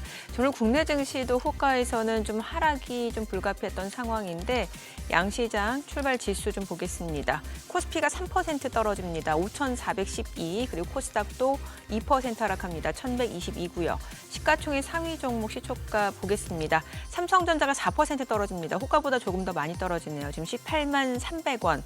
그리고 SK하이닉스도 4% 하락입니다. 89만 2천 원이고 삼성전자 우선주도 떨어지고 현대차도 3% 떨어집니다. 50만 3천 원. LG에너지솔루션도 4.6% 하락으로 36만 6천 원에 거래되고 있고요. 삼성바이오로직스가 2.5% 하락합니다. 158만 3천 원이고 한화에어로스페이스도 1.7% 떨어집니다. 144만 원. SK스퀘어도 5% 하락합니다. 52만 5천 원이고 두산에너빌리티가 1.4% 떨어지면서 10만 2천 원이고요. HD현대중공업은 59만 9천 원으로 0.8% 하락 흐름 이어지고 있습니다. 코스닥 시가총액 상위 종목 시초가도 보겠습니다. 에코프로가 지금 3.8% 떨어집니다. 15만 1,700원이고 알테오젠도 3% 내림세 35만 9,500원, 에코프로비엠도 4.5% 하락 중이고요. 삼천당제약 76만 8천 원으로 2.4% 떨어집니다. 레인보로보틱스가 3%대 하락 73만 3천 원이고 ABL바이오가 3% 떨어집니다.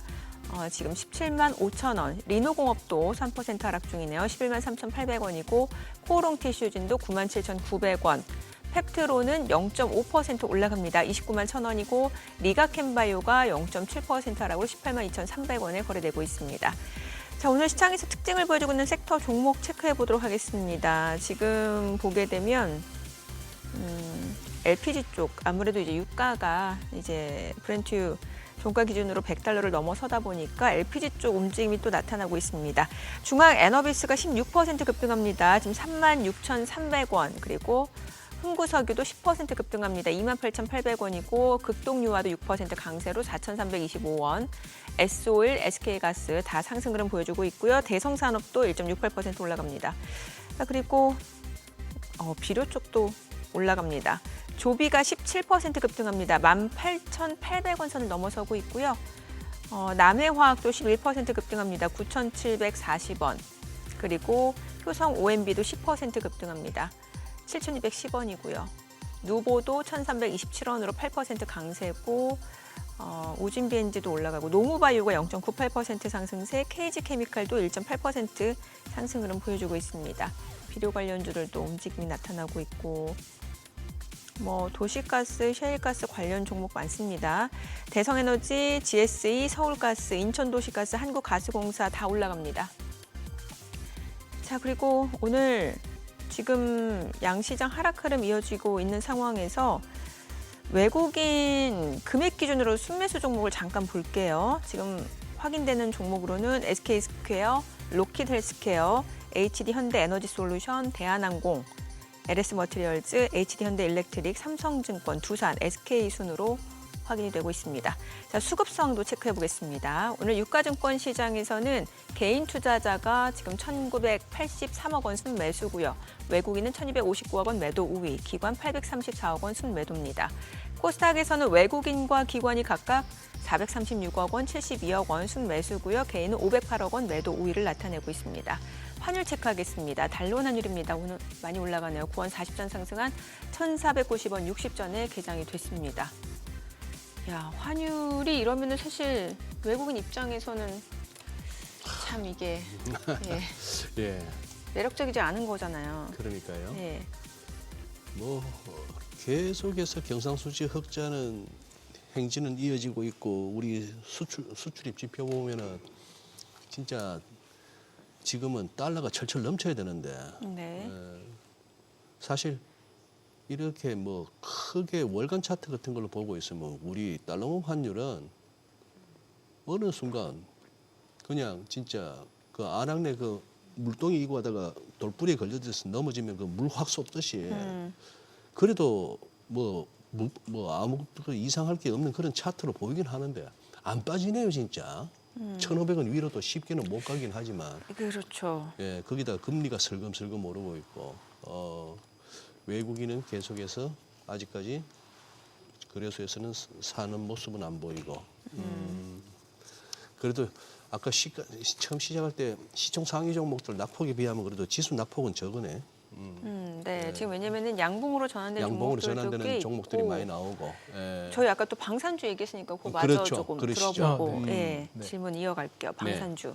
네, 뭐 방산 기업들은 지금의 수준에서도 말씀드렸던 것처럼 해외 기업 대비해서 경쟁력이 충분히 올라오고 있는 상황이고요. 네. 뭐 지금 전쟁 상황이 계속되고 있는 상황이기 때문에 전 세계적으로 국방 예산, 그러니까 방위 예산 확충에는 뭐 모든 국가들이 나서고 있는 상황이기 때문에 그 가운데서는 우리나라 기업들은 긍정적이라고 생각을 하고 있고 예. 네, 말씀드렸던 하나 에어로스페이스 대장주인 하나 에어로스페이스는 이제 합병 이슈 때문에 일종의 흔들림은 좀 있을 수 있지만 그것도 굉장히 이 기업 자체가 좀 강해지는 하나의 체질 개선일 수 있기 때문에 뭐 이 부분은 굉장히 좀 또 긍정적으로 해석 가능하다라고 생각은 하고 있어가지고 예, 방산주들에 대해서는 뭐 포트폴리오에 항상 가져가야 된다라고 저희는 판단하고 있습니다. 네.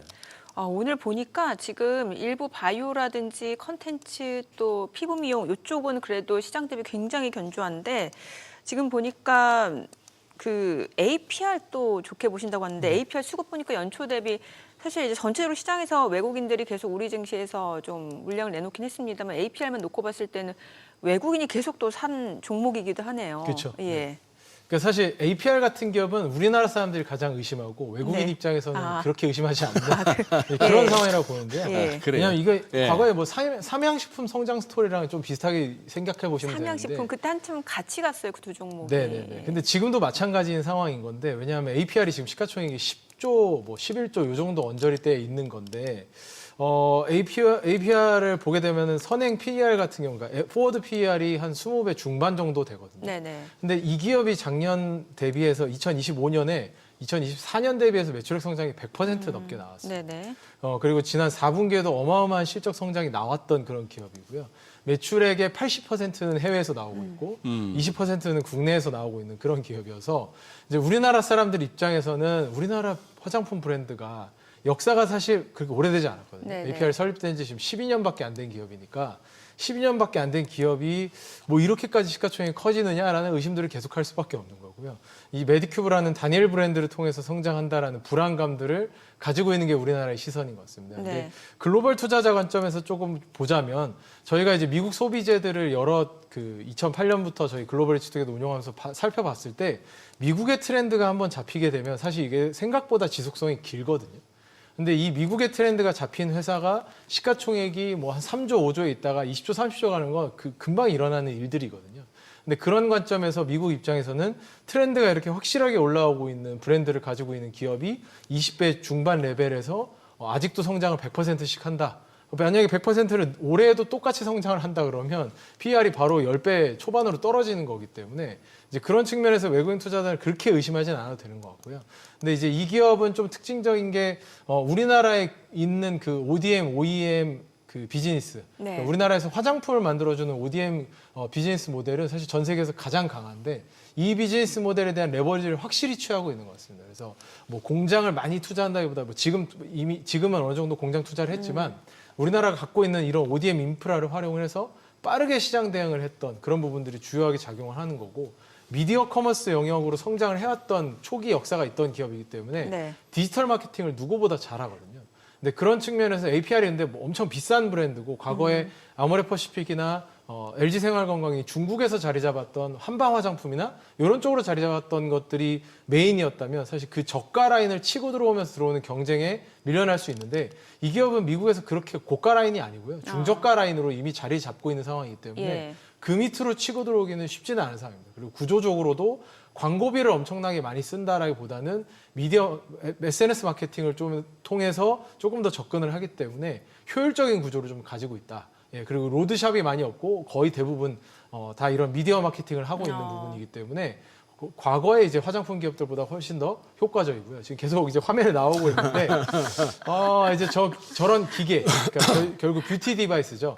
근데 이제 뭐 앵커님들도 아시는지 모르겠지만 저 뷰티 디바이스를 쓰면서 같이 바르는 이제 화장품을 같이 파는 거잖아요. 잘 아시겠지만. 겔 타입으로 돼 있는 거예요. 그렇죠. 예. 그거를 또 같이 파는 구조이기 때문에 이게 예. 락인 구조인 거죠. 디바이스 상호품이니까. 그렇죠. 예. 근데 디바이스를 생각보다 그렇게 비싸게 팔지는 않고 예. 다른 기업들이 만들었던 뷰티 디바이스에 비해서는 그러다 보니까 접근성 좀 있고 네. 디바이스를 하나 사놨으니까 관련된 화장품은 또 사게 되고. 계속 사야 되죠. 예, 그렇죠. 그리고 미국에서 지금 이제 유행을 하고 있는 이 메디큐브의 제품들이 색조 라인이 아니잖아요. 네. 색조 라인 같은 경우는 트렌드가 굉장히 빨리 바뀌는데 기초 라인 중심으로 성장을 한 기업이기 때문에 기초 라인은 사실 그렇게 뭐 제품을 완전히 바꾸기가 쉽지는 않은 부분이 있어가지고 사실 뭐 이게 제가 잘 아는 부분이 아니라 공부를 통해서 그냥 알게 되는 부분들인데 이런 학습을 해보면 좀 더 브랜드 지속성이 강하게 있겠다라는 좀 확신을 얻을 수 있는 거고 삼양식품도 비슷하게 그런 의심들을 계속 받았었잖아요. 이 하나의 제품을 가지고 도대체 어디까지 확장이 가능하냐. 네. 라면의 매대를 계속 확대하면서 성장했던 그런 것에 대한 의심이 우리나라에 계속 있었던 거기 때문에 그 의심들을 좀 걷어낼 필요가 있지 않을까라고 생각을 합니다. 삼양식품도 오늘 많이 올라가네요. 아이고, 상대적으로 그쪽 섹터가 뭐 좀 예. 비어 있는 섹터라고 생각을 하니까 예. 왜냐하면 이슈가 크지 않잖아요. 그쵸. 그러니까 예. 뭐 정말 극단적인 상황에서 미국 본토를 때리거나 유럽 본토를 때리는 그런 상황이 있을 수도 있겠지만 정말 이건 극단적인 케이스고 그들의 소비는 여전히 그대로 있는 상황이기 때문에 이걸 뭐 크게 불안해할 필요는 없는 업종이다 보니까 상대적으로 전쟁의 영향이 좀 제한적인 그러게요. 그런 부분인 것 같습니다. 예. 아까 자료 화면에 나왔던 그 방망이 그게 네. 방망이. APR 네네네, 제품 APR 겁니다. APR. 그래요? 예, 예, 예. 근데 왜 아까 그 모델 그 여성분이 왜 눈을 깜빡 따가워서 그래요? 여기다가 이제 그런 걸 쏘는 거거든요. 레이저로 아. 쏘게 되는 거고 여기도 이제 그런 그 주파수를 쏘게 돼서 그 효과가 있는 거라고 보시면 됩니다. 아니 쇠골하고 광대는 알아듣겠는데 무슨 승모근, 측두근, 저작근 예, 여성분들에게 승모근도 굉장히 여기 또, 저작근, 예, 저작근. 여기 승모근. 그래요? 네네네. 어떻게든 이제 얇게 보이고자 하는 얇게 그 보이고자 수요라고 하는. 보시면 됩니다. 예, 참. 그러네요. 그 아까 그걸 뭐라고 불러야 됩니까 방망이를? 디바이스, 뷰티 디바이스. 뷰티 디바이스? 네. 네네네. 디바이스는 무슨 도구 기기잖아요. 그렇죠. 예. 예, 뷰티 디바이스. 예, 홈뷰티 디바이스. 쟤만의 무슨 이름 없어요? 쟤네요. AGR이라는 브랜드가 있습니다. AGR? 예, 예, 예. 그렇구나. 예, 알겠습니다. 소장님도 얼마 전에 사모님 사드릴 저렇게나 저거보다는 작았는데 그러니까. 저거보다 작은 것도 하나 있고요. 저 안에 들어가 있는데 이 기기가 이제 하나로 합쳐져 있거든요. 예. 좀 그래가지고 좀 다양한 형태가 좀 있습니다. 비만 치료제도 네. 보니까 또 견조하네요. 지금 보니까 뭐 펩트론도 그렇고 사실 미국에서도 이제 노보노디스크 먹는 그 비만약 네. 지금 출시를 했죠. 네네네, 예, 맞습니다. 그리고 가격도 인하하고 네. 지금 엄청나게 수요가 폭발적이라면서요. 네. 위고비 필이라는 제품을 출시를 예. 했는데요. 알약으로 나온 거죠. 네. 주사제를 쓰는 게 아니라 알약으로 나오는 건데 사실 제가 이제 그 기업 분석 차원에서도 그렇고 네. 스스로도 다이어트를 좀 하고 싶어서 네. 비만 치료제를 활용을 했는데 어. 이제 주사제를 쓰시는 분들을 저도 이제 주사제를 써봤으니까 주사제, 피하 주사. 네네, 직접 피하 주사. 이렇게 예, 배에다 예. 놓으신 거예요. 예, 왜, 맞습니다. 왜 뭐가 아쉬워서 제가 그래도 그거를 작년 말부터 맞아서 한 10kg 정도 감량을 했거든요. 아, 그래요? 네네네. 요요는 없으셨어요? 운동을 좀 좋아해서 사실은 뭐 그런 그러면, 부분들은 좀 제한적이었고 저한테는 효과가 굉장히 좋았는데 빼기 전에 얼마셨는데? 제가 키가 좀 있어가지고 1톤? 0.1톤? 네 0.1톤이 넘었었죠. 네. 오. 그러셨구나. 지금 이제 그 아래로 내려왔습니다. 예. 조절 효과는 확실한데 저는 이제 두 가지 목적이었죠. 리서치 목적도 굉장히 강했고요. 왜냐하면 예. 전 세계적으로 사실 지금 비만 치료제가 이미 매출액이 100조가 넘어가는 상황이거든요. 어마어마하게 큰 시장을 이미 만든 상황인데 주사기만 가지고 그렇게 만들어진 시장이잖아요. 네네. 주사에 대해서는 여전히 거부감이 있으실 텐데도 그렇게 된 건데 그렇죠. 알약으로 그게 나온 거고요. 물론 알약으로 나오면서 여러 가지 제한 사항들이 있습니다. 하루에 한 번씩 먹어줘야 되고 주사제 같은 경우는 일주일에 한 번 맞으면 됐기 때문에 예.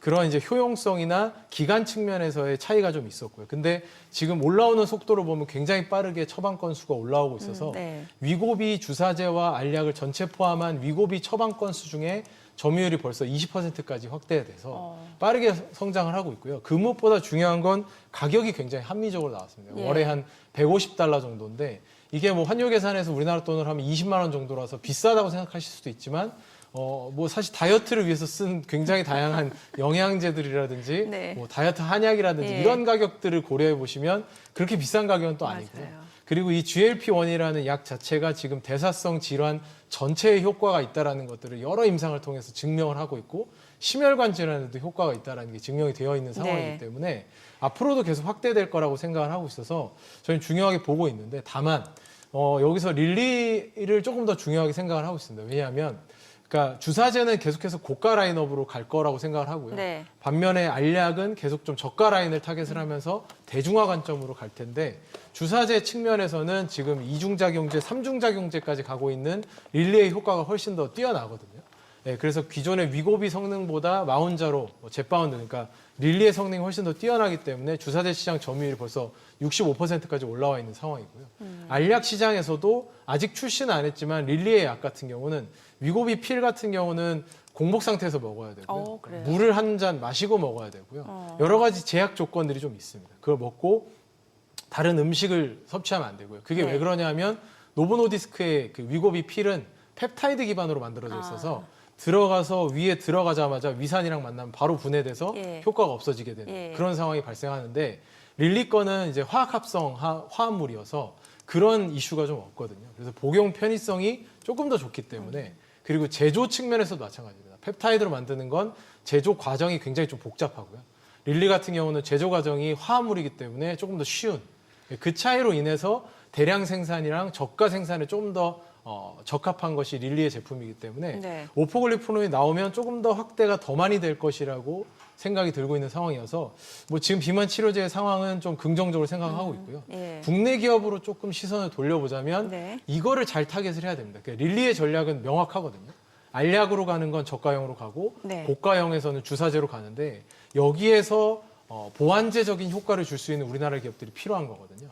그러니까 복제약으로 들어갔을 때는 그렇게 큰 마진이 안 남을 거예요. 계속해서 약간은 할인될 수밖에 없기 그렇죠. 때문에 복제약을 하는 그런 기업들보다는 저희는 주 1회 맞는 제형을 월 1회로 늘려준다든지 아니면 지금 이 비만 치료제의 가장 큰 문제점은 근손실이 나는 거예요. 예. 네. 결국 안 먹게 해가지고 네. 빠지는 거기 그래서 때문에. 한미약품이 한참 그때 인기였는데. 예, 맞습니다. 그래서 이제 근력 증강하는 걸 하고 있는데 네. 이것도 임상 비교를 잘 해봐야 됩니다. 왜냐하면 릴리도 비마그루밥이라는 물질을 통해서 근력 증강을 해주는 약을 임상을 하고 있고 RNA 치료제를 하고 있는 기업들도 이런 개발을 하고 있기 때문에 이거는 이제 그 중에 어디가 제일 나을 거냐에 대한 그 베스트 인 클래스 비교가 필요한 거고 그 다음에 이제 주 1회에서 월 1회로 늘려주는 이런 이제 플랫폼적인 기술을 가지고 있는 기업들은 좀 주목해서 계속 볼 필요 있는 것 같고 네. 예, 그 외에는 사실 뭐 저가 시장으로 타겟을 한다라는 건 저희는 좀 쉽지 않은 시장이라고 생각을 하고 있거든요. 이미 왜냐하면 중국과 인도와 브라질은 지금 GLP-1이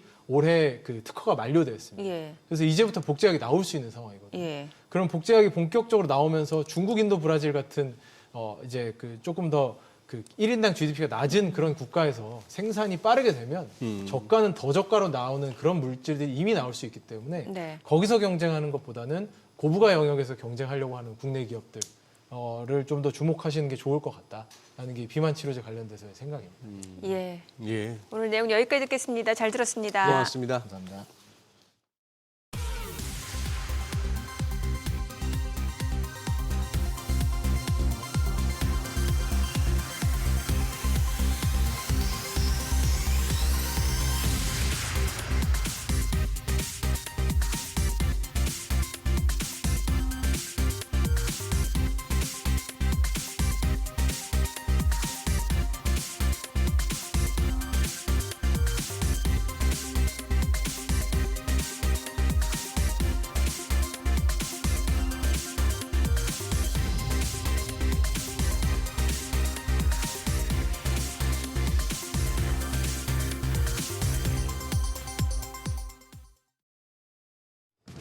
이 시각 시황입니다. 국내 증시 양대 지수 예상했던 대로 약세 보여주고 있습니다.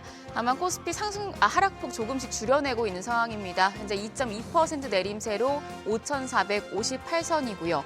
코스닥은 0.97% 하락 1,137선에서 움직임 전개되고 있습니다. 수급 상황 보시죠. 유가증권 시장 오늘 메이저 수급 주체 양 매도가 나옵니다. 외국인 3,213억 원 팔아내고 있고 기관 역시도 1,800억 원 매도 우위 기록하고 있습니다. 현재 개인만 홀로 5,272억 원 사자 포지션 취하고 있습니다. 코스닥 시장입니다. 코스닥 시장에서는 개인과 외국인이 팔고 기관만 사들입니다. 외국인 141억 원 매도 우위, 개인 역시 72억 원 팔자 포지션 취하고 있고요. 기관 홀로 254억 원 매수 우위 기록하고 있습니다. 등락률 상하의 업종입니다. 현재 가스 유틸리티와 가정용품, 무역회사와 판매업체 쪽은 상승률 상위권에 위치해 있습니다. 반면 반도체와 반도체 장비단, 복합기업과 증권업종은 하락폭이 큰 것으로 집계됩니다. 그럼 시장을 주도하는 테마 종목별 시세 체크하시죠. 국제 유가 상승에 LPG 관련주가 상승합니다. 이란의 새 최고 지도자로 선출된 모즈타바 하메네이가 호르무즈 해협 봉쇄를 포함해 미국, 이스라엘을 향해 초강경 대응을 선언하면서 국제 유가가 급등한 바 있습니다. 뉴욕 상품거래소에서 4월 인도분 서부 텍사스산 원유 WTI 선물 종가는 배럴당 95달러 73센트로 전장보다 9.7% 상승한 바 있고요. 또 브렌트유도 배럴당 100.46달러로 전장보다 9.2% 급등한 바 있는데요. 이 소식에 LPG 관련주 반응합니다. 중앙에너비스가 8.3% 오름세로 33,800원, 흥부석유가 3.9% 가까이 상승하며 27,050원, 그리고 국동유화가 1.7% 강세로 4,135원 선에 거래되고 있습니다. 다만 대부분의 종목들이 지금 상승폭 줄여내면서 대성산업과 SK가스는 하락 전환이 됐습니다. 대성산업은 1.8% 약세, SK가스는 0.85% 내림세 기록하고 있습니다. 도시가스 관련주도 흐름 살펴보시죠. 일부 종목만 상승세 유지하고 있습니다. 대성에너지가 2.73% 오름세로 11,660원에 거래되고 있고요. GSE가 2% 넘게 오르면서 3,200원, 그리고 대성홀딩스가 0.2% 강세, 거래가 8,970원입니다. 반면 서울가스가 0.1% 약보합권으로 내려왔고요. 경동도시가스는 보합권에서 움직임 보여주고 있습니다. 비료 가격 상승세가 계속되면서 관련주 주목받고 있습니다. 전 세계 비료 공급량의 최대 3분의 1이 드나드는 호르무즈 해협이 봉쇄되면서 비료 가격 상승세가 지속되고 있는데요. 비료 기업들의 주가를 큰 폭으로 끌어올리고 있습니다. 조비가 두 자릿수대 수익률 기록하고 있습니다. 20.5% 급등하며 19,460원. 남해화학이 15% 가까이 상승하며 1030원대 거래됩니다. 효성 OMB도 9.8% 강세입니다. 거래가 7,160원이고요. 누보가 6.4% 강세로 1,305원 기록하고 있습니다. 반면 KG케미칼은 1.3% 약세입니다. 고체 산화물 연료전지 SOFC 관련주가 상승합니다. 최근 글로벌 데이터 센터 시장 급성장으로 인해서 안정적인 전력 공급원인 SOFC가 주목받고 있는데요. 이제 이쪽에서는 SK 이터닉스가 13.4% 오름세로 42,350원, 한선 엔지니어링이 18% 가까이 오르며 16,780원에 거래됩니다. 범한 퓨얼셀도 10.6% 강세입니다. 34,900원. LS 머티리얼즈가 3.6% 가까이 상승 중입니다. 거래가 19,380원이고요. 미코는 보합권입니다. 국내 증시 오전장 지나가면서 이제 외국인 수급적인 부분 좀 개선될지, 그리고 중동 전쟁 수혜주로 수급 쏠림이 계속될지 장중의 흐름 체크하셔야겠습니다. 지금까지 시장 상황 전해드렸습니다.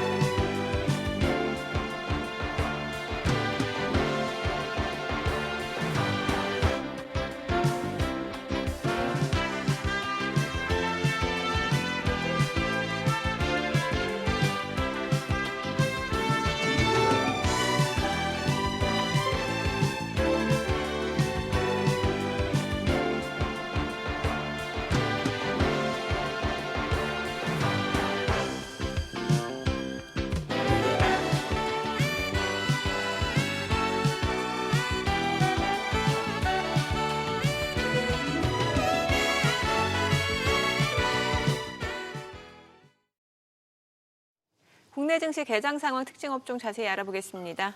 네, 이재규 SK증권 경인지점 차장 나오셨습니다. 어서 오세요, 오세요. 차장님. 안녕하세요.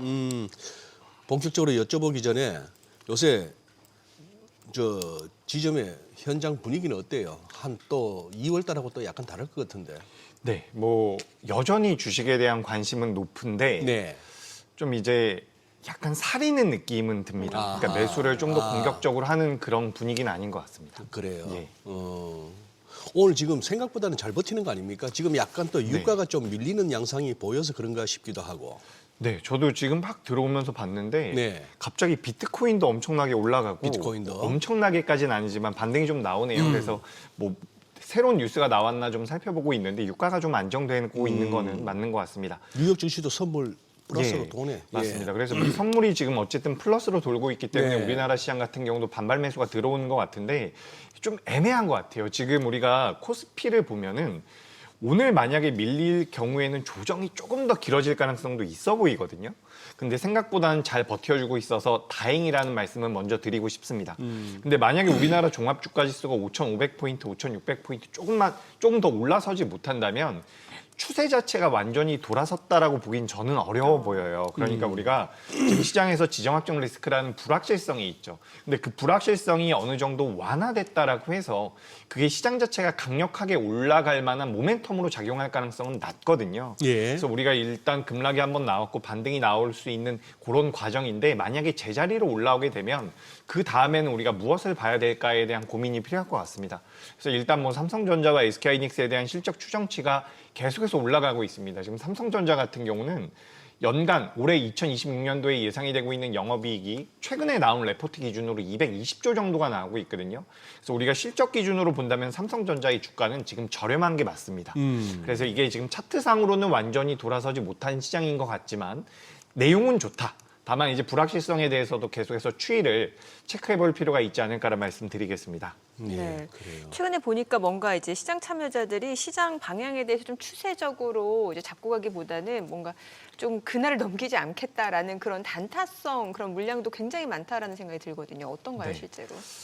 그죠. 지금 이제 회전율이 많이 높아졌다라고 이야기가 되거든요. 네. 그래서 회전율이 높다라는 것은 매수 매도를 자주 반복한다라는 부분인데 그러니까 지난 10년 동안 20년 동안 증시가 만들어진 이래로 회전율이 높은 분들이 수익률이 좋았던 적은 많지가 않습니다. 그래서 매매를 많이 하는 것은 사실 그렇게 권해드리진 않는데 최근 이제 우리나라 시장 같은 경우는 그동안 주식 매매를 안 하셨던 투자자분들이나 예. 그리고 시장 자체의 변동성이 굉장히 크죠. 아무래도 유동성이 많이 공급이 되다 보니까 위아래 등락이 크고 그를 통해서 수익을 좀 창출하고자 하는 목적으로 이제 매매를 많이 하시는 것 같은데 그러니까 투자하시고 있는 전체의 자금에서 일부는 그렇게 하셔도 된다라고 생각을 해요. 하지만 전체적인 자금을 이렇게 회전율이 너무 높게 가져가는 것은 리스크 관리 차원에서는 불리하다라는 말씀을 좀 드리고 싶습니다.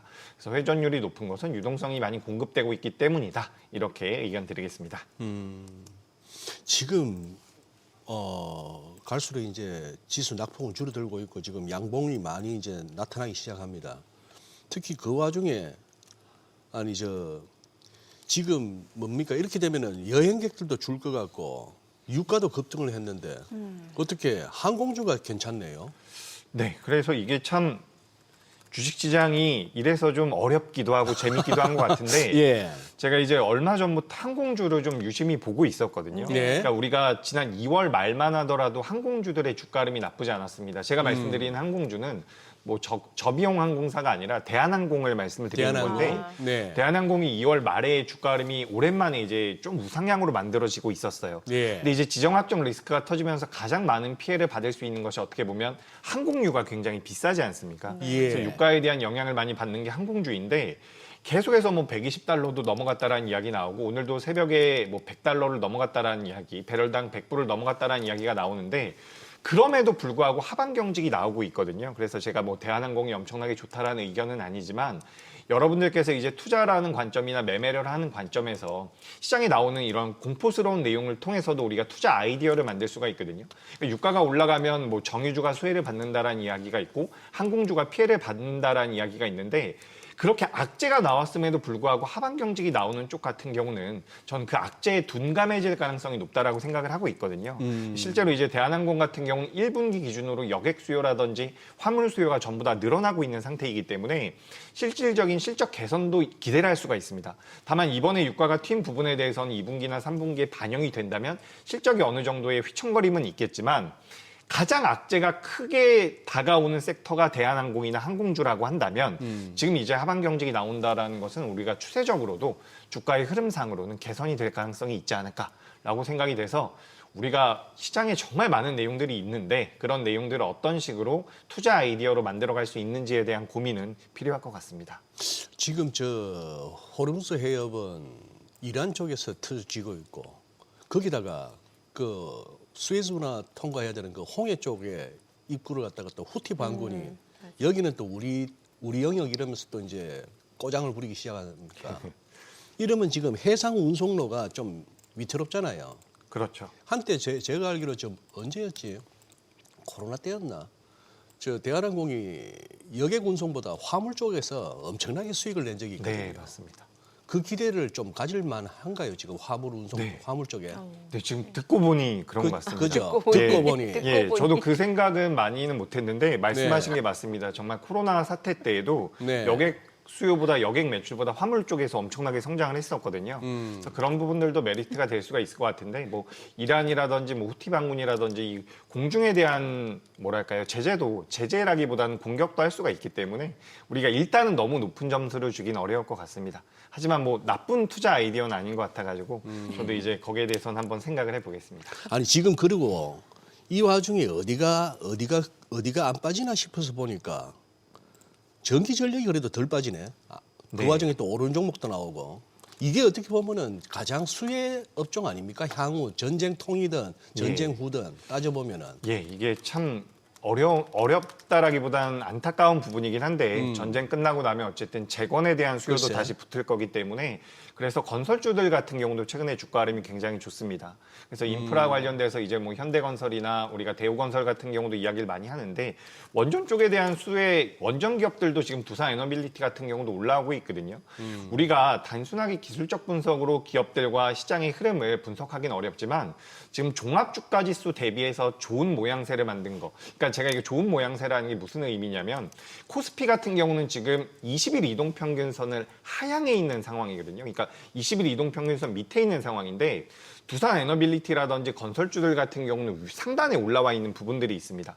그러니까 시장보다 강한 업종이 에너지라든지 건설 쪽이라는 거죠. 그래서 이런 기업들 같은 경우는 투자 아이디어로 만들 필요가 있다라는 말씀 드리고 실제로 이제 작은 기업들 중에서 중동 쪽에 대한 매출을 가져가고 있는 기업들이 몇몇 기업들이 있거든요. 근데 당장에는 그게 전쟁통으로 인해서 뭐 실적이 악화될 수도 있다라는 분석이 나오겠지만 전쟁이 어느 정도 마무리가 되면 그에 따른 수요가 붙어줄 가능성이 높기 때문에 건설주들 같은 경우도 저는 계속해서 좀 메리트가 부여될 가능성이 높다라고 보여지고 실질적으로 예전에 우리나라 건설주들은 뭐 정책에 대한 영향이라든지 부동산에 대한 영향을 많이 받았었죠. 예. 근데 이제 AI 인프라라든지 그리고 이제 전쟁 이후에 재건에 대한 모멘텀, 우리가 러시아 우크라이나 전쟁 때에도 재건주라고 해서 테마성을 띠고 있었던 기업들의 변동성이 많이 나왔는데 중동 쪽 같은 경우는 그에 따른 수혜를 받을 수가 있지 않을까라고 생각이 돼서 근데 이제 또 PER 기준으로는 건설주들이 많이 올라오긴 했더라고요. 그래서 이제 긴 호흡으로 본다면 투자의 관점으로는 적합하지만 어느 정도 눌림이 나왔을 때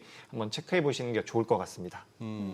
아니 오늘 시장에서 조금 상대적으로 또 낙폭이 큰 쪽이 그 2차 전지 소재 쪽인 것 같은 게 미국에서 그 국제무역위원회에서 중국산 배터리 음극재 소재 수입에 대해서 실질적인 피해를 주지 않으니까 이제 관세를 면제해주겠다. 이런 결정이 나왔단 말이죠. 그렇죠. 그럼 이제 우리나라 소재 쪽은 상대적으로 좀 피해가 예상이 될 수도 있는 거예요? 어떻게 봐야 돼요, 이거? 참 이게 어려운 것 같은데 일단은 기본적으로 우리나라 2차 전지와 2차 전지 소재 업체들이 가장 큰 시장에서의 상승 모멘텀이라고 할 수 있었던 게 어떻게 보면 ESS고 또 한 가지 같은 경우는 이제 미국이 중국을 규제한다라는 부분이거든요. 그런데 그게 생각보다 약하다라고 한다면 우리나라 기업들에 대한 그런 뭐랄까요 기대감은 많이 수그러들 가능성이 있어 보입니다. 그렇기 예. 때문에 오늘 2차 전지가 조정을 받는 것은 어느 정도 합당한 부분인데 그런 부분들을 고려하더라도 그동안 그러니까 뭐 최근에는 반등이 어느 정도 나왔다라고는 하지만 과거 고점 대비해서는 이제 좀 반등이 나왔고 추가적으로 우리가 반년 전만 하더라도 2차 전지, 1년 전만 하더라도 2차 전지 기업들에 대한 멀티플이 계산이 안 됐어요. PER 같은 경우가 계산이 안 됐었는데 이제는 계산이 좀 되기 시작을 했거든요. 그래서 이제 계산이 된다라는 것은 실적이 올라왔다라는 부분이기 때문에 최악의 상황은 지나갔다라고 보여지고 그리고 추가적으로 생각해 볼 부분은 과연 미국이 중국을 완전히 풀어줄까라는 부분입니다. 근데 제가 봤을 때는 미국은 중국을 계속해서 규제할 수밖에 없다라고 생각이 되거든요. 근데 이게 또 시진핑을 만나기로 했잖아요. 맞아요. 그런 4월 상황에서 달이죠. 이게 참 타이밍이 공교로운 게 원래는 그 2차 전지 그 소재 쪽, 그 배터리 소재 쪽에서 160% 관세를 부과한다고 했었어요. 그런데 이거를 면제해주겠다라고 하는 건 분명 이게 뭔가 정치적인 그런 실리를 또 추구하는 네. 측면도 있지 않을까라는 생각이 들어요. 그래서 우리 아까 이란 그 호르무즈 해협 네. 이야기도 했었는데 이제 트럼프가 베네수엘라에서 원유를 확보를 하고 그다음에 이란 쪽에도 이렇게 타격을 주는 게 궁극적으로는 중국이 이제 원유를 많이 사오는데 베네수엘라랑 이란에서 중국 쪽에다가 타격을 주면서 너네들 우리 미국에 있는 원유를 구매해 가라. LNG를 구매해 가라. 네. 라는 딜을 하기 위해서 그랬다라는 이야기들도 좀 있거든요. 그래서 그런 부분들을 전반적으로 고려를 해보면 4월 달에 있을 미국과 중국의 이런 정상회담을 앞두고 여러 가지 뭐 립 서비스도 나올 수 있을 것 같고요. 그런 부분들이 이제 우리 시장에 영향을 미칠 수가 있는데 일단 미국이 중국을 풀어준다라기보다는 뭐 규제를 완화하게 된다면 그에 따라서 우리나라 기업들 중에서는 피해를 받는 기업들은 있을 겁니다. 네. 하지만 뭐 두 국가가 엄청나게 사이좋게 지낼 가능성은 또 낮다라고 보여지기 때문에 뭐 기술력이 뛰어난 우리나라 조선주라든지 그리고 반도체 기업들 같은 경우는 계속해서 좀 추적 관찰할 필요가 있다라고 생각이 되고 저는 긍정적으로 보여집니다. 이 차장님, 네. 아예 잠시 시간을 내서라도 지금 이 전쟁이 이거 좀 길게 갈 것 같은데 네. 제일 좋게야 트럼프 대통령의 그 예측 불가능한 우리 트럼프 대통령이 그래 뭐 여기서 덮자. 예. 어떻게 보면 그 가능성은 굉장히 낮은 게 어느 쪽도 얻은 게 없고 쥐 터진 이란 입장에서는 너무 억울하고 미국 쪽에서도 돈 들인 거에 비해서 사람 죽어간 거에 비해서 얻은 게 없고 이상하긴 합니다. 뭐 어쨌거나 이게 전쟁이 산업 업종별로 좀 플러스와 마이너스 측면이 있을 거 아니에요. 네. 그걸 한번 좀 크게 한번 갈라놓고 한번 좀 이렇게 앞으로 시장을 좀 지켜봤으면 해가지고. 그죠. 예. 제가 뭐 국제 정세에 대해서 전문가는 아니지만 예. 일단 주식 시장에 대한 관점으로 말씀을 드려보자면 전 이번에 뭐 트럼프와 그리고 트럼프가 이란을 공격을 하면서 만들어진 이런 지정학적인 부분들이 지정학적인 리스크 부분들이 산업의 구조로 좀 바꿀 수 있다라고 생각을 해요. 그래서 저는 일단은 큰 섹터로 보자면 첫 번째는 에너지 안보가 가장 중요한 것 같거든요. 그래서 유가가 올라오면서 뭐 신재생 에너지도 올라오고요, 원전도 올라오고요. 아까 전에 뭐 두산 피어셀 같은 이런 뭐 수소전지 SOFC라고 이야기를 하죠. 이쪽에도 자금이 들어오고 지금 LNGC 그러니까 LNG 캐리어라고 이야기를 하죠. LNG 운반선 조선 쪽에 대한 모멘텀들도 만들어지고 있는 것을 보면. 에너지라는 이 카테고리가 굉장히 더 중요해질 가능성이 높아 보입니다. 그러니까 우리가 안보라고 이야기를 하면 국방을 많이 생각을 하는데 이제 에너지 안보라고 이야기를 하죠. 그래서 에너지 쪽에 대한 산업의 변화가 좀 있을 가능성이 높다라고 말씀을 드리고 싶고요. 그래서 이제 에너지 관련주 중에서 뭐 풍력도 그렇고 태양광도 그렇고 어제 오늘 변동성이 좀 많이 나오고 있는데 어떻게 보면 구조적인 성장이 들어갈 가능성도 있어 보입니다. 그래서 첫 번째로는 에너지 안보에 대한 우리의 관점이 조금 더 확장될 수 있지 않을까라는 말씀 드리고 싶고요.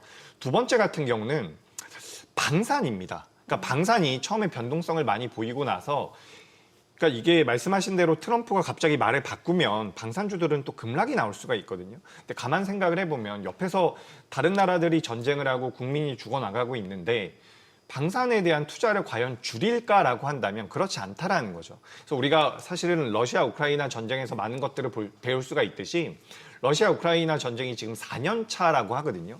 전쟁이 진행된 지가 굉장히 오래됐고 우리가 굉장히 빠르게 종식이 될 거라고 생각을 했는데 지금 국제사회에서 러시아에 대한 규제를 하고 있지만 지금 트럼프가 이란을 공격하면서 또 그에 따른 반사수혜를 받는 게 또 러시아라는 이야기들도 많이 있거든요. 네. 그러니까 국제 정세가 예전과는 달라졌다라고 판단할 필요가 있는 거죠.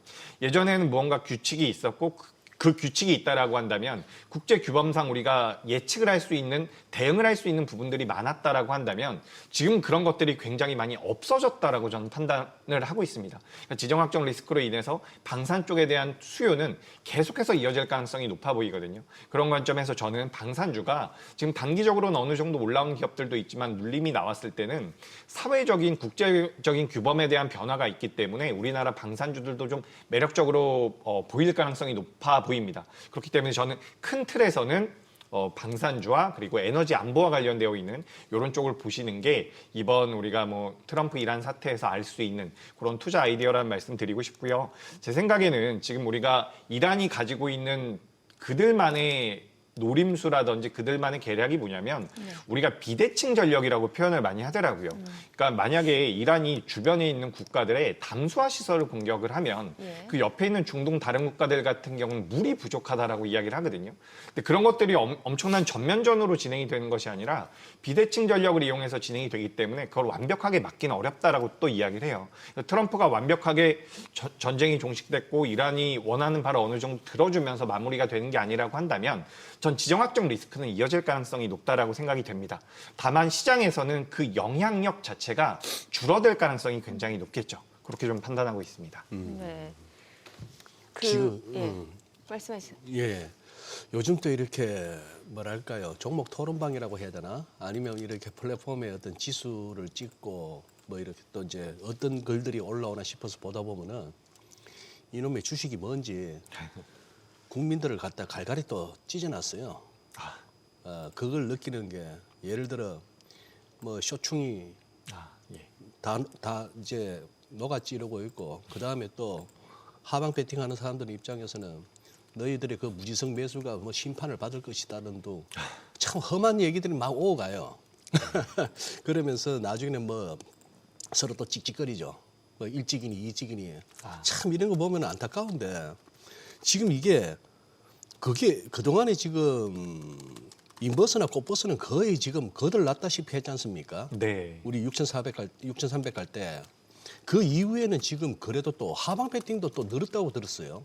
지금 좀 치열하죠. 네, 지금 개인들 사이에도. 선물 인버스에 대한 투자가 개인 투자자, 외국인 투자자 모두 다 지금 순매수로 지난 한 달 동안 잡히고 있거든요. 네. 그러니까 개인 투자자만 지금 하방에다가 베팅을 하고 있는 건 아니에요. 외국인들 같은 경우도 물량 기준으로 물론 외국인들 같은 외국인도? 경우는 그러니까 외국인들은 우리가 파생 쪽을 이용해서 포지션을 좀 상쇄할 수도 있고 포지션에 대한 해지도 가능하기 때문에 우리가 무조건 선물 인버스를 매수했다라고 해서 외국인들이 우리나라 뭐 코스피에 대해서 하방을 베팅한다라고 단언하기는 어렵지만 일단 요 종목 기준, ETF 기준으로 본다면 지금 외국인과 기관들이 외국인과 개인, 그죠? 그리고 개인 같은 경우는 한 달 동안 3조 8천억 정도, 그리고 외국인 같은 경우는 4조 4천억 정도를 매수를 하고 있는 상황입니다. 그러니까 하방에다가 어느 정도 베팅이 되어 있는 상황이라는 거죠. 하지만 제가 경험상 말씀드려보자면 인버스 같은 경우는 실제로 종합주가지수 자체가 굉장히 가파르게 쭉쭉쭉 내려가지 않는다면 사실상 실익이 그렇게 크지는 않습니다.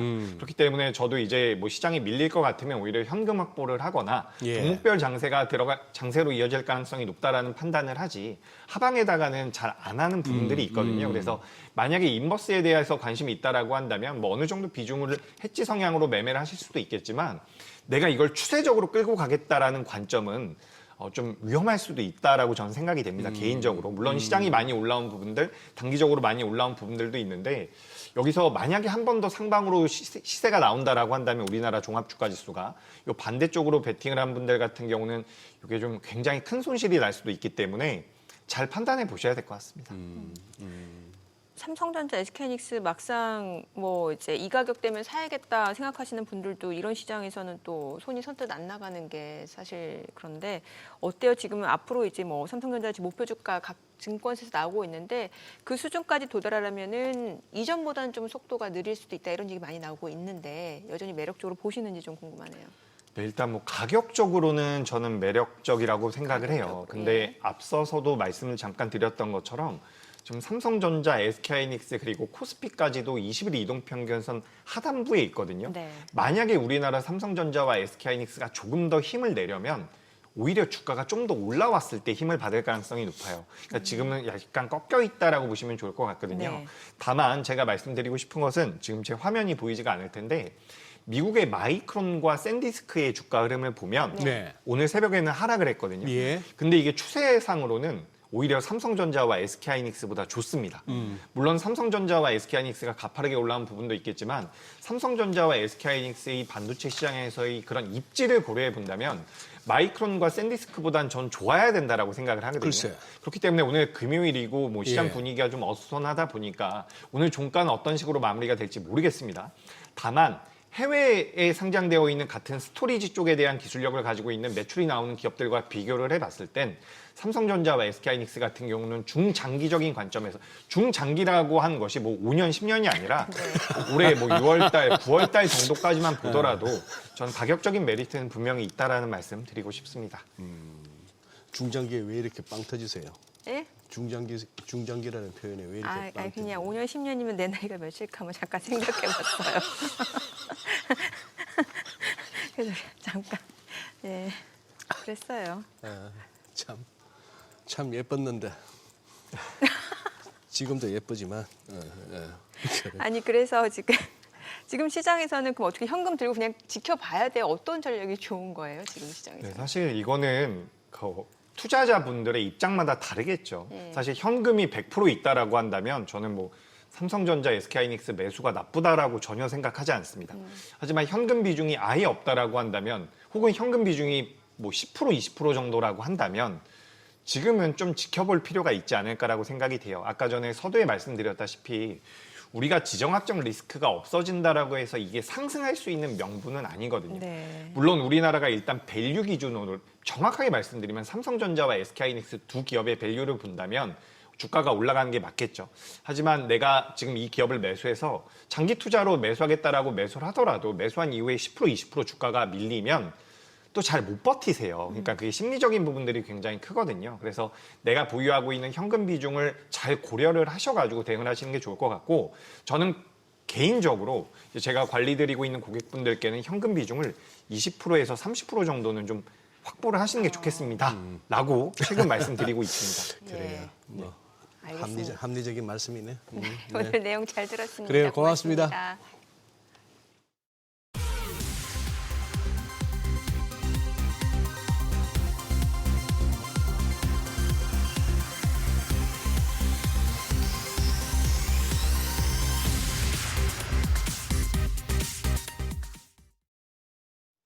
참 이게 저희가 무뎌진 건지 모르겠는데 시장이 2% 하락인데 사실 예전 같으면 2% 하락이면 깜짝 놀라야죠. 저 이렇게 치아 보이면 안 되는데 치아 보이면 안 되는데. 예, 참 이게 낙폭을 줄였다라는 거에 조금은 안도하게 되는 그런 시장이네요. 그러니까요. 네. 밤사이 뉴욕 가격 지수를 보면서 오늘 얼마나 싶었는데 거기 비하면은 뭐한 절반 정도 매를 덜 맞으니까 좀 그러네요.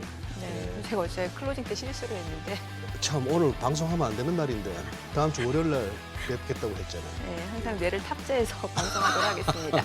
네, 저희 방송 중에 전해드린 내용과 관련해서 모든 투자 판단의 책임은 투자자분들께 있다는 점 알려드립니다. 네, 세상의 모든 돈 되는 정보 머니쇼 오늘은 여기서 인사드리겠습니다. 여러분의 모든 경제 SBS 비지가 함께하겠습니다. 저희는 다음 주 월요일 오전 8시에 찾아뵙겠습니다. 고맙습니다.